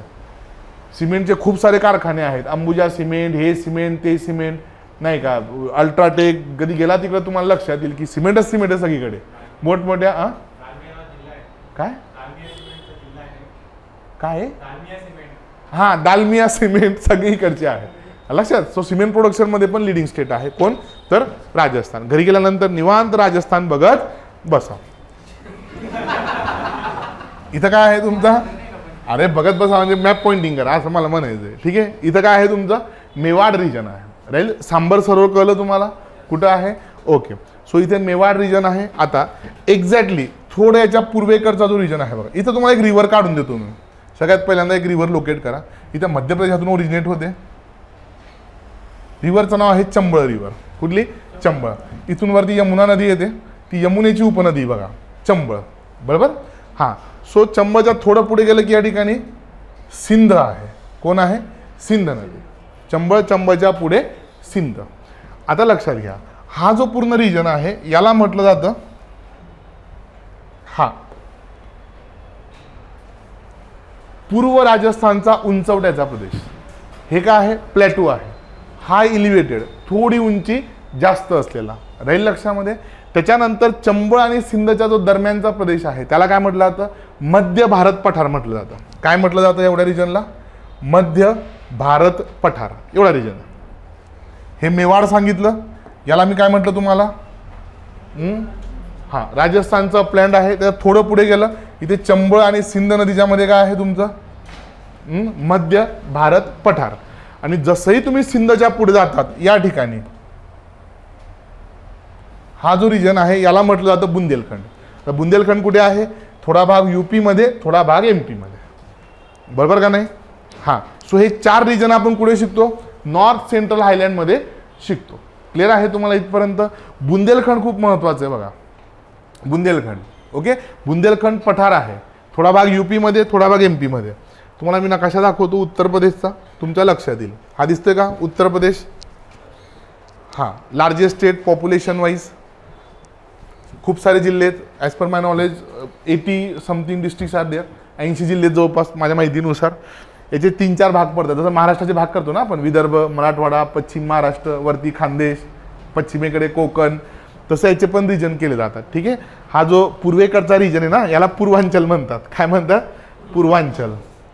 मिर्जापूर सिरीज बघितली का? है ना, पूर्वांचल की गद्दी हे मिर्जापूर. मग इथं तुमचं मिर्जापूर आहे, दिसतंय हे मिर्जापूर. सगळे सिवान बिवान कोणी कोणी बघितली मिर्जापूर? हात वरती करा बरं. मुली विवाह पिक्चर पाहिलाय तुम्ही? नाही नाही बघितला. हॉलिवूड बिलिवूड त्यांचा काही संबंध नसतो. मुली खूप स्पेसिफिक असतात ना, टिपिकल एकदम तेवढ्याला तेवढं काहीतरी बघायचं नाही का. टीव्ही सिरियल यांना माहिती आहे, इकडची जनता थोडी वेगळी पडते. सो बघा मिर्जापूर नावाची वेब सिरीज आहे. सो याला पूर्वांचल म्हणतात. हा जो मधला रिजन आहे याला अवध रिजन म्हणतात आणि हा जो पश्चिमेकडचा रिजन आहे याला पश्चिम प्रदेश म्हणतात. मायावतींनी सध्या मागणी केली आहे की याचं वेगळं राज्य करा म्हणून. ठीक आहे. सो पश्चिमेकडचा रिजन आहे. आता खालचा रिजन दिसतोय का हा सगळा? हा आहे तुमचा बुंदेलखंड. काय आहे? हा आहे तुमचा बुंदेलखंड रिजन. कुठले कुठले जिल्हे बघून घ्या. जालौन, हमीरपूर, बांदा, चित्रकूट, महोबा, झांसी, ललितपूर. ठीक आहे.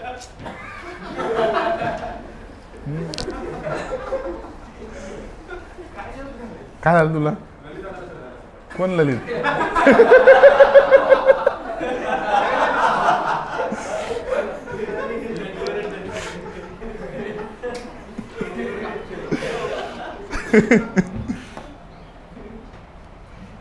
त्यांचं निधन झालं माहिती तुम्हाला?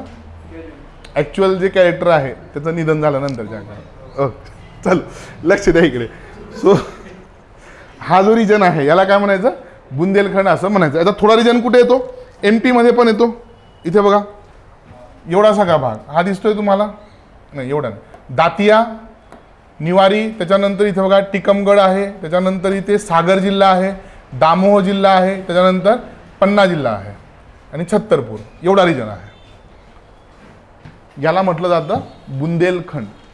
ओके. तिकडचे 6-7 जिल्हे, इकडचे 6-7 जिल्हे, असा 14-15 जिल्ह्यांचा हा रिजन आहे. जिल्ह्यांची नावं लक्षात ठेवा. मॅप पॉइंटिंग एकदम प्रॉपर करा. नकाशा काढा. चला पटकन नकाशा काढून घ्या.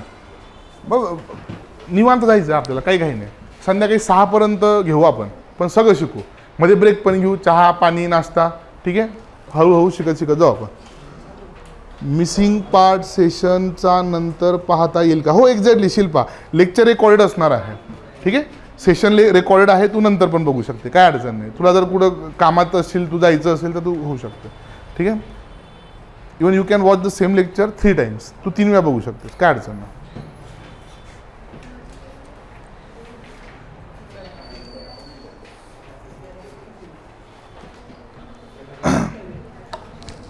बघा बघा सापडलं का?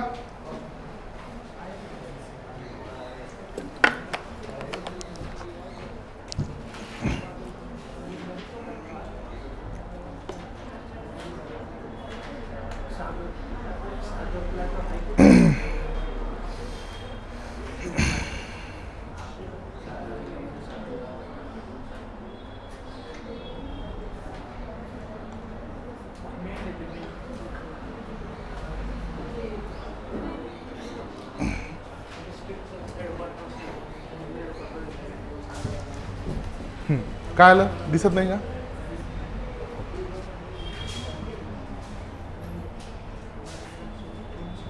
काय बघायला गेला होता? खिडकी गायच्या बिचाप खाल्ली नाही ना? खिडकीचं बसणाऱ्यासाठी तेच असतं. चला लक्ष द्या इकडे. झालं? बघून झालं? बांदा, हमीरपूर, ललितपूर, झांसी, पन्ना, सागर, दामोह सगळे जिल्हे बघून झाले. चला व्यवस्थित लक्ष द्या. आता एक कन्सेप्ट आहे सगळ्यात महत्त्वाची, लक्ष द्या. चला थोड्यापूर्वी तुम्हाला एक नदी दाखवली होती. कुठली? चंबळ. बरोबर ना? चंबळ की डाकू ऐकले का? पानसिंग तोमर पिक्चर बघितला आहे? सुशांत सिंग राजपूतचा सोनचिडिया पिक्चर बघितला आहे? नाही बघितला? बरं जाऊ द्या. लक्ष द्या इकडे. चंबळ नदी वाहत जाते, यमुनेची उपनदी आहे. तुम्ही जर का बघितलं तर इथे मध्य भारत पठार आहे, त्याच्या पूर्वेला बुंदेलखंड आहे. ओके. ही जी चंबळ नदी आहे, आता हा काय सगळा सेमी एरिड रिजन आहे. काय आहे हा? पण थोडा सेमी एरिड रिजन आहे. पाऊस कसा पडतो? एकदम कमी पडतो. बुंदेलखंडमध्ये पण, मध्य भारत पठारमध्ये पण. ओके. त्याच्यामुळे काय होतं, इथली एकमेव प्रमुख नदी आहे चंबळ.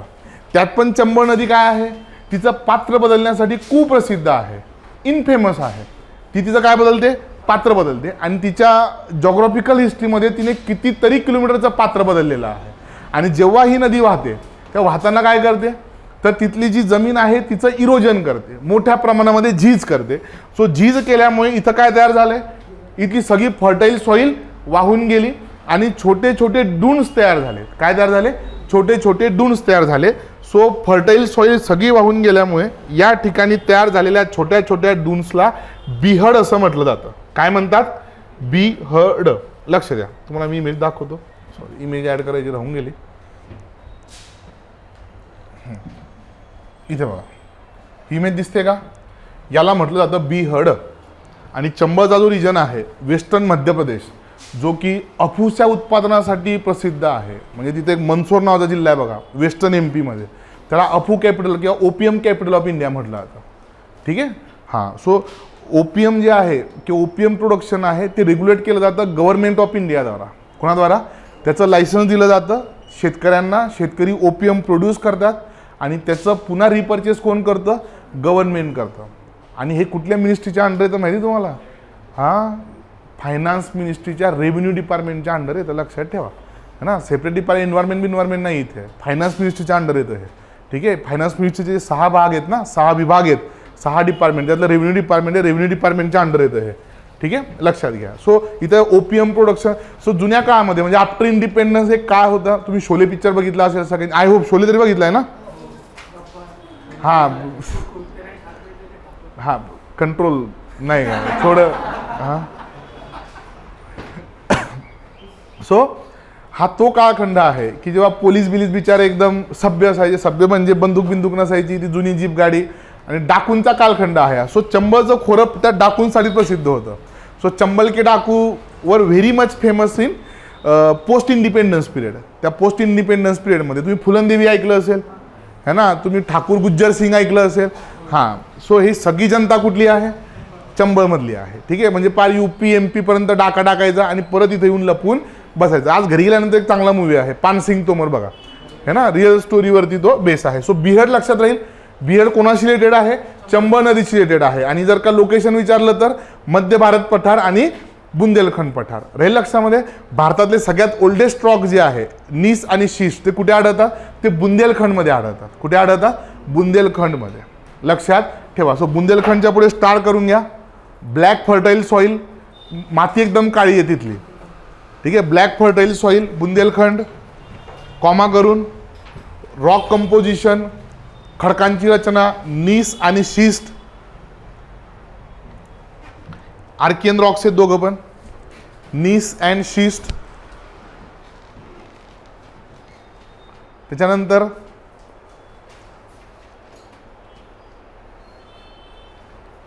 इथं हे लिहून घ्या पुढे, बिहर्ड्स, फॉर्मेशन ऑफ बिहर्ड्स बाय रिव्हर चंबल.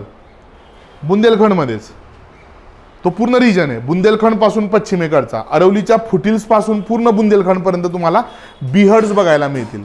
बिहर्ड, हा इथं लिहितो मी, काहीतरी वेगळं लिहू नका, पेपर चेक करताना त्रास होतो मला नाही का. बिहार, आल्फ्रेड वेगनरची continental drift theory. Alfred Wegener, George Wegener नाही का. काय काय वेगनर स्वर्गातनं खाली येतं ते वाचल्यानंतर नाही का, एवढे नाव लिहिले. वेगानर म्हणून लिहून दिलं. बिहड आहे, बिहड. ओके, चलो. सो नॉर्थ सेंट्रल हायलँड्स कळलं तुम्हाला. बरं, एक महत्वाचा मुद्दा बॅक ऑफ द माइंड ठेवून घ्या. लक्ष द्या इकडे. चला अभिषेक इकडे बघ बा. सगळ्यात महत्वाचा मुद्दा सांगतो. जगातल्या कुठल्याही माउंटेन रेंजचा किंवा कुठल्याही एन्शियंट प्लॅटूचा जो बेस आहे तो आर्कियन रॉकचा आहे. हिमालयाचा पण बेस आर्कियन रॉक आहे. सो जगातले सगळे पर्वत पठार सगळ्यांचा बेस, जसं केकचा बेस एकच आहे, सँडविचचा बेस एकच असतो, तो ब्रेड, तो बदलत नाही. तसं जगातल्या सगळ्या प्राचीन जेवढ्याही पर्वतरांगा आहे सगळ्यांचा बेस कोण आहे, आर्कियन रॉक आहे. जरी मी तुम्हाला म्हटलो की डेक्कन प्लॅटू जो आहे तो बेसाल्ट पासून बनलेला आहे, त्याचा पण बेस कोण आहे, आर्कियन रॉक आहे. आलं तुमच्या लक्षामध्ये. ठीक आहे, चल. ओके. सो नॉर्थ सेंट्रल हायलँड्स आपण या ठिकाणी बघितलेलं आहे. इथपर्यंत कोणाला काही अडचण आहे का, नक्की. ओके. हां, फक्त तुम्हाला 2 रिव्हर्स लोकेट करायचे आहेत. एक चंबळ नदी बघायची आहे आणि दुसरी कुठली बघायची आहे? सिंध नदी बघायची आहे. ठीक आहे. सिंधच्या पलीकडे बुंदेलखंड आहे. तुम्ही बुंदेलखंडचं जर का लोकेशन बघितलं ना, एकच मिनिट इकडे बघा. सिंध नदी, उत्तरेला यमुना नदी, इथे कैमूर टेकड्या, बरोबर का नाही? याच्या दरम्यान बुंदेलखंड आहे. बस geographical location. Sindh river in the west, Yamuna in the north and Bundelkhand in the east. Sorry, Kaimur ranges in the east. त्याच्या दरम्यानचा रिजन म्हणजे काय आहे? तुमचा बुंदेलखंड आहे. जिल्हे तर तुम्हाला माहितीच आहे, पण जॉग्राफिकल लोकेशन पण बघून घ्या. काय करा, लक्ष द्या रे. वहीमध्ये एक रफ डायग्राम काढून घ्यायची. असं लिहायचं वरती यमुना, इकडे लिहायचं सिंध आणि इकडे लिहायचं कैमूर आणि मध्ये लिहायचं इथे बुंदेलखंड. असं एक रफ डायग्राम काढून घ्यायची. रिवाईज करताना तुम्हाला काय होईल ते लक्षात येईल. नोट्स तुम्हाला मिळणारच आहे. ठीक आहे, नोट्स मिळतील तुम्हाला, टेन्शन घेऊ नका. पण तरी तुमच्या रनिंग नोट्स असल्या पाहिजे. ठीक आहे. हां, काय अडचण इथपर्यंत? नॉर्थ सेंट्रल हायलँड कळलं. आता जायचं साऊथ सेंट्रल हायलँड्सकडे. दक्षिण, मध्य, उच्च भूमी.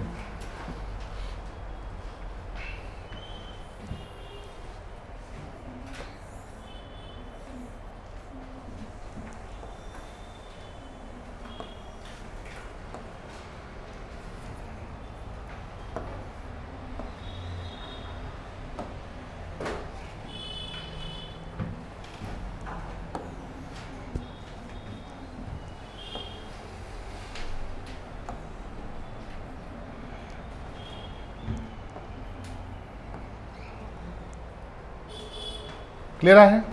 ओके. आता व्यवस्थित लक्ष द्या. पश्चिमेला चंबळ नदी आहे. ठीक आहे. वरती कोण आहे या ठिकाणी? मध्य भारत पठार आहे. कोण आहे? मध्य भारत पठार. ठीक आहे. नॉर्थला मध्य भारत पठार, पश्चिमेला चंबळ नदी आणि पूर्वेला सिंध नदी. या दरम्यानचा जो रिजन आहे ना, याला म्हटलं जातं माळवाचं पठार. कुठलं? माळवा पठार, माळवा प्लॅटो.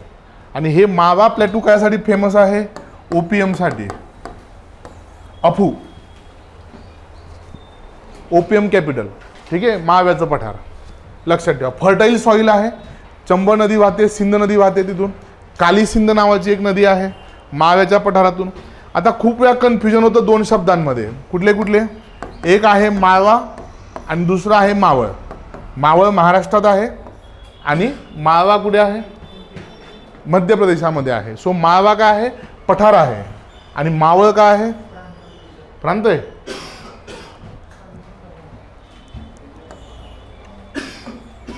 लक्ष द्या.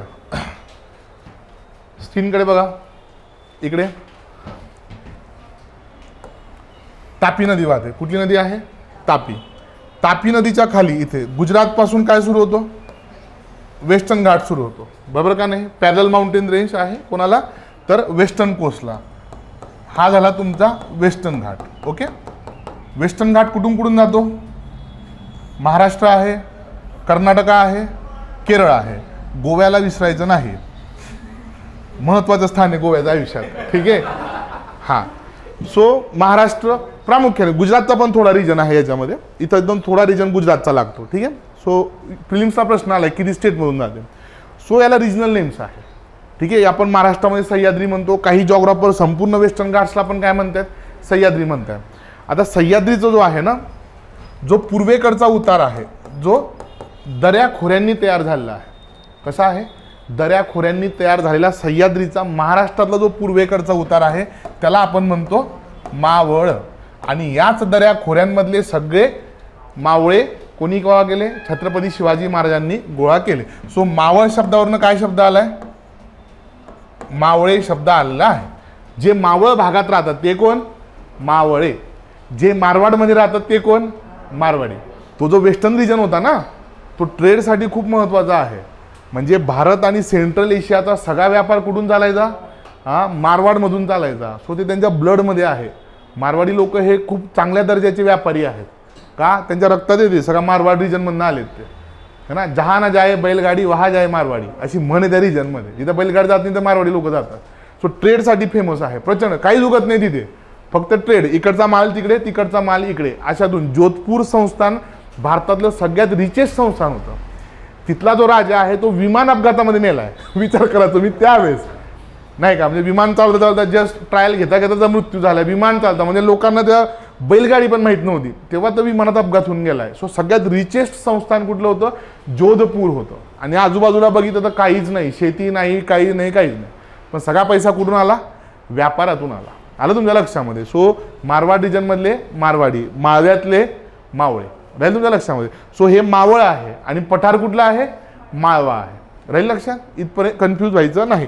तसा सह्याद्रीचा जो कर्नाटक मधला पूर्व उतार आहे ना, त्याला पण एक शब्द वापरला जातो, तो पण लक्षात ठेवायचा, तो आहे मालनाड. मालनाड.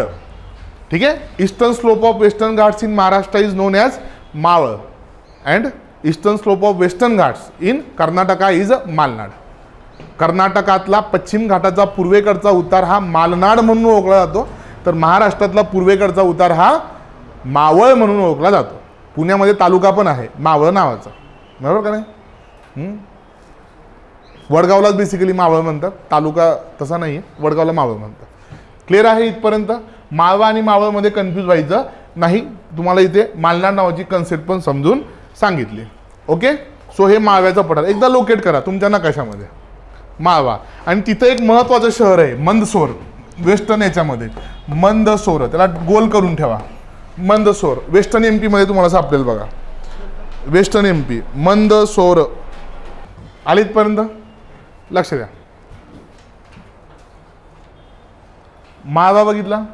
ओके. आता इथं काय बघायचं आहे? माळवा खूप मोठा रिजन आहे बरं का. आता UPSC प्रिलिम्सला प्रश्न आलाय बघा, है ना, की भेडाघाट नावाचा धबधबा आणि बेसिकली तो माळवा रिजनमध्ये आहे, है ना. यावेळेच्या UPSCच्या प्रिलिम्सला घरी गेल्यानंतर क्वेश्चन पेपर बघा. ओके. ज्याला बेसिक जॉग्राफी माहिती आहे तो त्याचं उत्तर अगदी व्यवस्थित देऊ शकेल. ज्याला जॉग्राफीच माहीत नाही त्याला काय आहे? अडचणीचं आहे. इथं अजून एक नदी वाहते मही नावाची, अशी 3 स्टेटमधून जाते आणि इथून ट्रॉपिक ऑफ कॅन्सरला पण क्रॉस करते मही नदी. लक्ष द्या, है ना, छोटीशी नदी आहे मही नदी, आणि इथून वरती जाते तुमची चंबळ नदी. सो माळवा रिजनची वेस्टर्न एज कोण तयार करतं? मही आणि चंबळ. पूर्वेकडे गेलात तर या ठिकाणी मध्य प्रदेशमध्ये सागर प्लॅटू आहे, सागर नावाचा जिल्हा आहे बघा, आत्ताच तुम्हाला दाखवला. सो सागर प्लॅटू सागर जिल्ह्यामध्ये. हा सगळा मधला रिजन म्हणजे काय तुमचा?